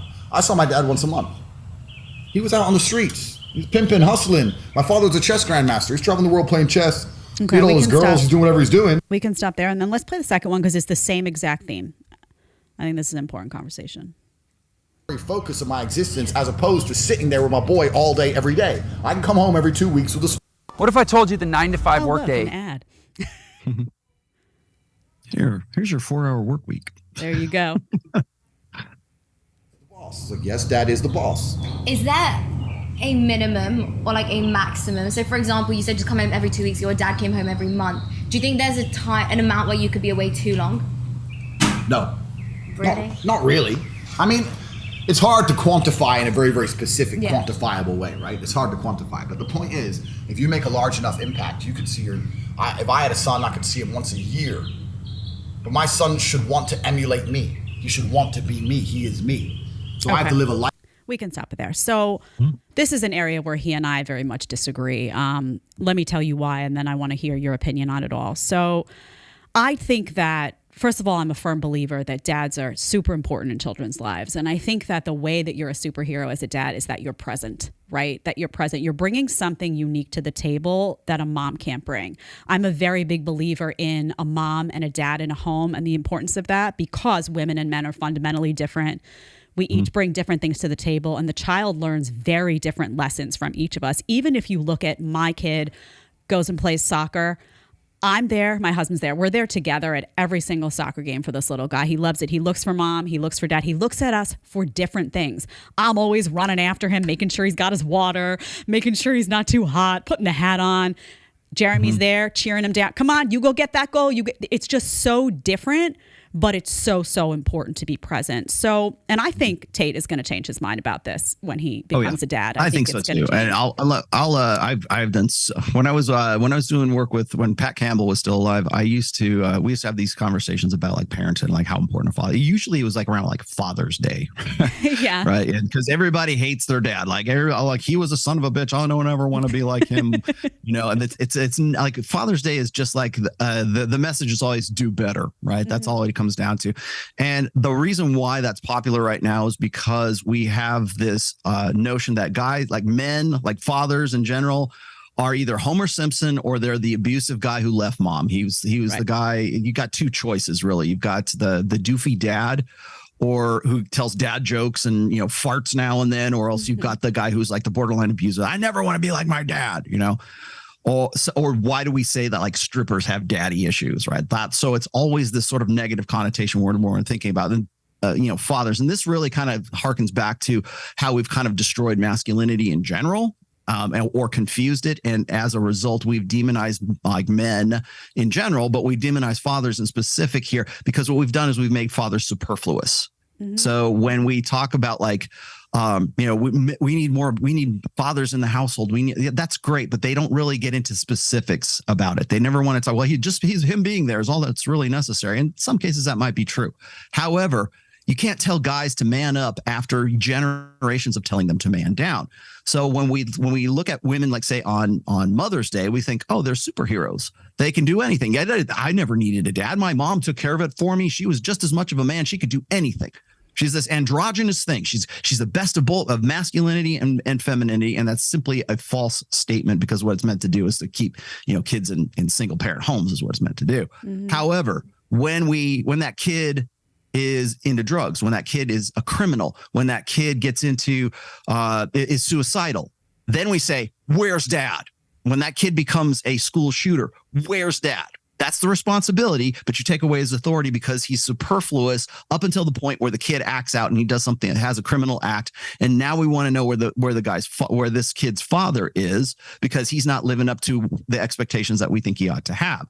So that's one aspect of it. And I do understand that the guys need to be in the household. They need to be fathers. They need to be. And I would also argue this is there's probably a lot more fathers in the household doing a lot more than anyone wants to give them credit for now, because as I said, it's easier to create bullshit than it is to refute bullshit. And I can also show you, like say in the Black community, there are a lot more fathers that are involved with their kids right now. They're just not married to the mothers. They're still involved. They still want to have their kids. They want to have custody. They want to be involved in their kids' lives. But because they're not married, we say they're absent because they're not married to the mother. No, they're still the father. But because the criteria is based on marriage, then we say, oh, well, it's a single parent household. And statistically speaking, if that's the definition, they're correct. So doesn't necessarily mean involvement, doesn't necessarily mean marriage, but I would hope it would, because you want to have that sort of, mom is there to provide the conventional feminine model, the model on which that kid understands femininity, and masculinity. That conventional model is provided by the father that is present in that household. Now, that's what I get into in my third book, which is Positive Masculinity. I go into great detail in parenting in there, because that's one of the questions that's thrown at me. Like, when should my kids read The Rational Male, Rollo? I don't want them to fall into the same pitfalls that I did. Well, I wrote a book about that so that, guys would have something to sort of like, to go, a roadmap at the very least to go by. Now, I'm going to throw everything under the bus now. Okay, here we go. I think this is from Claire Lehman, but she was doing this dissertation. Okay. How to be a parent in 2017. Okay. Well, in modern times, make sure your child's academic, emotional, psychological, mental, spiritual, physical, nutritional, and social needs are met while being careful not to overstimulate, understimulate, improperly medicate, helicopter, or neglect them in a screen-free, processed foods-free, GMO-free, negative energy-free, plastic-free, body-positive, socially conscious, egalitarian, but also authoritative, nurturing but fostering independence, gentle but not overly permissive, pesticide-free, two-story, multilingual home, preferably in a cul-de-sac with a backyard and 1.5 siblings spaced at least 2 years apart for proper development. Also, don't forget the coconut oil. Okay. Organic. That's how you do it. Organic, Rollo. Coconut oil needs to be organic. How to be a parent. How to be a parent in literally every other generation. Feed them sometimes. Mm-hmm. That's what he's kind of coming back to. Is like we're over, in some cases we're over parenting. Mm-hmm. So you have to take that in consideration as well. Right. Yeah. I mean, but you would agree that having a dad present there to fulfill that role of a dad is model. Yeah. 100%. And I think, it's interesting. Before I got into media, this crazy business, I think I mentioned this to you. I taught in schools. I was an advisor to students, 7th grade through high school. I was a high school dean, and I was involved in a lot of those conversations about behavioral issues that would manifest. 9 out of 10 times when there was an issue that would manifest with a kid, there was a problem at home. I can tell you 75% of the time it involved a parent that was absent too much, that a dad was away on business trips all the time, wasn't home, and we would eventually come to that conclusion that, whoa, this kid feels a certain type of way about what's going on in the house. I also feel like it's really important. You said, it doesn't necessarily mean it has to be marriage. Of course, it would be ideal. Kids also, I think, benefit enormously from seeing mom and dad love each other. Yes, there's absolutely. something really beautiful that happens in a child developmentally when they see, my kid will stop and stare and look sometimes when I give my husband a big hug, and he'll wrap his big bare arms around me. And there's a moment there, and I don't know what he's processing, but I know that it's good. I even came from a house where my dad worked. He was the breadwinner in the house. He worked. He got up really early. He got up, 5 a.m. every single day. He didn't get home till 7 p.m. But when he got home, we all ate dinner together. Those last 2 hours of the night he spent with me, whether it was doing homework or reading stories. He was at every track meet. He was at every, he loved basketball, and I was a cheerleader. So he came to support. Like, he was very present. And I always say my dad made me tough and my mom made me compassionate, and it turned me into a little firecracker. So this is important. Yeah. I do have a graph to show the audience too as well. Tyler, if you can just bring that up at the end. I just want the audience, there's a lot of guys listening to this who are dads. Stats for you too, but go ahead. Yeah, absolutely. I want to hear that. This is from the National Fatherhood Initiative, and it just shows, we covered on Father's Day, we did a whole episode on dads, but it just shows the father absence crisis in America. 18.4 million children, 1 in 4 without a biological step or adoptive father at home. Look at the risk. Four times greater risk of poverty, more likely to have behavioral problems, 2 times greater risk of infant mortality, more likely to go to prison, more likely to commit crime, 7 times more likely to become pregnant as a teen, more likely to face abuse and neglect, more likely to abuse drugs and alcohol, obesity risk. And a lot of times in those conversations, when I was functioning in a school in an administrative role, a lot of times absent didn't mean they didn't exist. It meant that they weren't present enough. So just take that into account, people who are absorbing information like this. I do think Andrew will change his mind on this when he becomes a dad. I think some things about parenting you don't really understand until you're in it. I myself made a lot of judgments prior and then got in it and was like, oh, wait, this is different. So it is a learning experience. You have to give people a little bit of room on that to become parents themselves and learn. But I would love to hear your story. So I have if anybody wants any more like data on this, a really good book is by Dr. Warren Farrell. It's called The Boy Crisis, and a lot of these stats are drawn from that. 63% of suicides nationwide are individuals from single parent families. 75 and usually meaning because mom gets the custody. So let's be honest here. But they hedge their bets here with single parents. 75% of children in chemical dependence hospitals are from single parents. More than half of all youths incarcerated in the U.S. lived in one-parent families as a child. 63% of youth suicides are from single-parent families. 90% of all homeless and runaway children 85% of children that exhibit behavioral disorders. I think you already mentioned that. 80% of rapists motivated with displaced anger, single parent households. Yep. 71% of high school dropouts, 75% of adolescent patients in chemical abuse centers, 70% of juveniles in state operated institutions, and 85% of all youths sitting in prisons today are the result or the products of single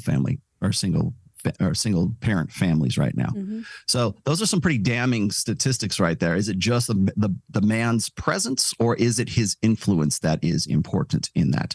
Because if you read the Boy Crisis by Dr. Warren Farrell, men tend to, as single parents, men tend to have much lower incidence of all of that. So when it's a female, when it is the mother that is the one who is charged with bringing that child up for whatever reason, so we can go for the data points and make the correlations there. But men tend to, like single fathers tend to raise better children than single mothers right now. And that may simply be because it's so rare for men to be the actual single father. It's usually because he was widowed when that happens. Right. So, or he's a widower, right? So we have to look at the statistics and what goes along with that. But again, I always hear, and particularly in the Black community, I hear people say, well, we need more fathers in the Black community, and they need to really take their responsibility. It comes down to this personal responsibility messaging. And the only reason why we say that it's not that we don't have fathers in those communities, it's that they're not married to mom. And that's how we track statistics, through marriage rates rather than through actually the involvement of the father in that kid's life at that time. So we have to actually look at that. We have to modernize our way of like deciding what's an involvement, are there fathers in the household, whether they're married or they're not. We need to sort of reform the statistics for that. But also when we're talking about responsibility, and we're talking about responsibility and authority, if you put a man in the house and the man is the father of the house, and he's the one who's the disciplinarian, like you said, you got your toughness from your dad, right? Well, that's because your dad at some point along the way says, I have the authority because I'm the man in the house, and this is what's expected of me. If there's going to be punishment due, I'm the one that's going to do it. You're going to look at me you're going to respect my authority as a man. I think today, whether it's in society at large, or it's in the family or wherever else, men still are tasked with that responsibility. Where's the dad? How come this kid's a criminal? It's dad's fault. He should have been there. He should have been the one that was disciplining this kid to turn this kid into a better child. But at the same time, we're getting the same message saying mom can do it all. Women are our superheroes, right? Until there's a bad result, until there's something that's antisocial that comes along with that. And that shines a light on what I've always talked about. I think I talked about it the last time with you, is responsibility versus authority. So even if that guy is even if there's a father in the house, how involved is that father? And then second of all, does that father actually own up or have the authority to be the one who's going to turn you into a tough kid, turn you into a tough individual? Because right now, I would say that most guys don't even aspire to that authority. They think in terms of egalitarianism. They think in terms of who's going to be the dominant masculine versus the deferential, submissive, feminine side of things. You said you learned your nurturing from your mom, and you learned your toughness from your dad. That's because he assumed that role and your mom assumed the other role. So right now, if we're going to talk about egalitarian, we're living in equal partnership, whatever. If that's the dynamic in the family, that's what the kids are going to learn. It's not going to be toughness from dad. It could be toughness from mom. It could be toughness from the people that they're in high school with. If it's even Steven, then you don't have the conventional masculine role that is the influence on that child, and you don't have the conventional feminine role that's in there that creates a well-balanced individual. So just staying together, yes, it's important that parents stay together, but it's also important, as you were saying before, is that there is a genuine love and affection between those two. And I'll leave you with this. Is my personal, here's an anecdote for you, is it didn't hit me until my daughter became like 18 or 20 or something. And she looks at my wife and I, and she says, I really want to have what you guys have, because you guys really genuinely love each other, because she's hanging out with friends whose parents are split, or they hate each other, or there's some sort of conflict and friction between them. And it took her to become an adult to appreciate it. But like once she goes and she says, wow, my friends' families are pretty, dysfunctional, but you guys seem to have been made to make this work. I'm like, yes, because I have authority. I'm the positive, dominant masculine in the marriage. And she is the positive, nurturing, wise old feminine in the marriage as well. So eventually, your kids will appreciate that because they'll see that it's a rarity in today's society. Mm-hmm. Yeah, and I think that's oftentimes what gets confused, and how sometimes I wind up, even you and I sometimes would talk over each other. I use the word partnership, but when I use that word partnership, because that is what my marriage is a partnership. When I say that though, I don't mean that we are each playing similar roles. I mean that we're both invested in each other and invested in the family and invested in our child, but we're different. My husband is the disciplinarian. He's better at it. And why not call it a marriage instead of a partnership? It is a marriage. No, 100%. But I use the word partnership as opposed to, I just use that a lot to refer to the fact that we're both equally invested in each other and the child. And I think that confuses refer people to themselves as partnerships as well. partners. Yeah. Well, it's a marriage. I mean, he's my husband. I use the word husband all the time too. But I guess what I'm getting at is, on your one point, when I say a dad needs to be present, I don't mean he just needs to be there. I mean he needs to be invested, to clarify. Also, it's impossible for a woman to do it all, because you can't do those things that a guy does in the same way that he can, in the same way that a guy can't do those things that you do in the same way that you can. So it's very hard in these, if you have single moms or single dads, it's very hard for them to replicate the dynamic of a family. Now, of course, people find them in unfortunate circumstances. People pass away, horrible things happen. I understand that. And people make the best of those circumstances, and they bring in aunts and uncles and grandmas and grandpas, and people you can bring in an uncle that has, that masculine role and that more traditional way of, handling the house. There's a lot of things that can happen. Not everything is going to be ideal, but in an ideal situation, I do believe that it is a mom and a dad. And there's a reason for that, because they do bring drastically different things to the table. In my house, actually, just the reason my dad really made me tough was because my mom, she'll hate that I say this. Sorry, Mom, I love you. But she was afraid of a lot of silly things. She was afraid of elevators, and she was afraid of roller coasters. And my dad was like, nope. You're going to get in that elevator. And now I get on the first seat of the roller coaster. I get in the elevator at Disney World. I'm the most daredevil girl you'll ever meet. But I was really grateful for that. And I always think about my life. And I think if either one of them hadn't been there, I would have been missing such an enormous, important chunk of what made me me, because she gave me so much empathy. So I can sit and have a conversation with someone who's been through something and really relate to where they're coming from. And he gave me so much toughness that I can sit, and if somebody's giving me a hard time, I'm gonna give it right back. So it's really a complete picture. And I think that's what makes a family really wonderful and beautiful and special. That's the innate masculine and the innate feminine, right? So women tend to be risk averse. Men tend to be risk tolerant. I'm definitely not risk averse. Walk on the safe side of the sidewalk, Jedediah. Don't take risks. Be agreeable and be go along and get along. Give everybody. That's one thing, and then the others is be a risk taker. Accept the challenge.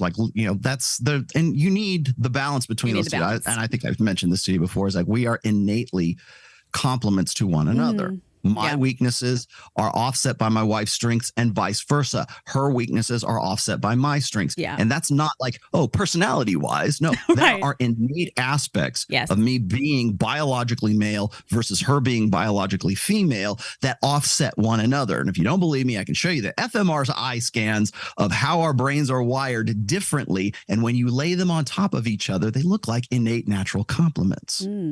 I don't know, Rollo, you said all the trigger words right there. People's hair's on fire everywhere listening to this. Now I'm going to get it. But I want to go over just quickly, Tyler, to the exactly. I want to go quickly. Do we have final video? Okay, we have a few for the final message from Rollo Tomassi. No, we have some stuff from the chat to read. Tyler's going to do that right now. So go ahead, Tyler. Yeah, man. Rollo, MGTOW Biologics said, I'd appreciate it if you lift the ban on your channel. Thanks to Torsha for putting in a good word for me with you as well. Tori's been in here, man. Shout out to Tori. Let's see. We've got another one here. You need to get Tori on your show, Jedediah. I think you guys would have a really good conversation. Oh, cool. I'm down. So not too long ago, we had a question that said, it's not the same for both sexes. Rollo, explain the husband store analogy quickly. If a man was dating a woman that is outside to him, he would settle and lock her down. Right. So the husband store analogy is that, and I forget who came up with this, is Imagine there's a department store, and on the first floor, like you're a woman and you're looking for the husband that you want to get with. On the first floor is the guy who makes a good chunk of change, and he's got, he's not very good looking, but he makes X amount of dollars, whatever. Do you stop at that floor, or do you go to the next floor? And the next floor, the guy's really good. He's funny. He's got a personality to him. It's just basically qualities as you go on up to the top of the elevator. And the second to the last floor is the guy who's got, like, he's really good looking. He's got a lot of money. He's got humor, whatever, all these things all these specifics that a woman would want in a guy. Do you go up to the next floor, or do you stop right there? And of course, most women will go to the next floor. And then he says, on the next floor, there's no one there. You have to stay right there, right? And then the analogy is, of course, is that, and I'm paraphrasing just for sake of speed. I know there's more to the story. Thank you very much. But then there's the wife store, and then there's the woman who's, semi hot, and she's really good at giving head, or she's really good at, like, sex or whatever. Do you go up to the next floor? And nobody's ever seen any floor above the floor. Forgot. It's like, so that's meant to, like, be this humorous, analogy of, like, women's criteria for a long-term relationship versus a man's. It's true. I think there's a lot of truth in that. Tyler, there's more to it. I'm sorry I butchered that, but I got it, and I hadn't heard it before, so you did great. Billy gave $10 that I'm pleasantly surprised by the dynamic between Jedediah and Rollo in this episode. This is excellent long form content, and I wish the best for her channel. And then we had one more. No one will watch because it's too long. Right, 2 hours in, right? And one more is father absent a unique USA issue? If men were meant to be at home with children, why do you think testosterone levels decline when around children? Right. I can explain to you exactly why. Well, I'll give you the theory behind that. So what he's referring to is that when men are single and they're on the hunt, right, their testosterone levels are higher than when they settle down in monogamy, whether that's marriage or a girlfriend or whatever. And once they get into that sort of regular parentally invested mode, that's when guys' testosterone declines. When they get divorced and they're out of that relationship, testosterone levels spike once again. So that's one aspect of testosterone that I think a lot of people kind of sweep under the carpet. The other thing is, like, when guys win at something, if they kick some guy's ass, or even if their sports team wins, you'll see a spike in testosterone in those men. And as a result, women actually pick up on that, the behavioral cues of that spike in testosterone. So they literally want to bang the winners. So I'm not making this up. Okay. There's what's the stinky t-shirt test, right? It's the guys who sweated in t-shirts, and they had women, like, rate the smell of the t-shirts. And the guys who were higher T ended up being the ones that really turned the women on when they were smelling these stinky t-shirts. I don't know why you would want to sign up for that experiment, but the results were is that the guys who were higher in testosterone, their sweat turned on women more than the guys who were lower in T. Mm-hmm. So there's an aspect to testosterone, an evolutionary biological aspect to testosterone. But now here's what you do. How do you relate that? How do you interpret that data? The data is that when a guy is parentally invested, remember I said promiscuity and monogamy, when that guy is invested in that kid or monogamy, his testosterone levels are going to go down. The theory behind that is so he won't go out looking for strange, and he is invested in that one, in the child who he at least believes is his child, up to the point where it's like, he's going to be parentally invested and raise the kid as his own, because that's the monogamy aspect of our reproductive investments with one another.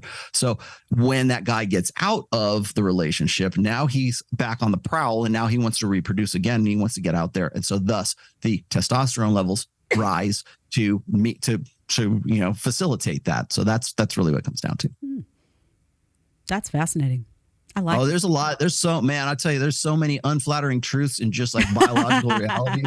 I know. I said inconvenient, and then I thought of Michael Moore and almost vomited, so I had to change that word before. I tell you that the highest incidence of sexual and physical abuse in the family is when mom kicks out the biological father and brings in the new boyfriend.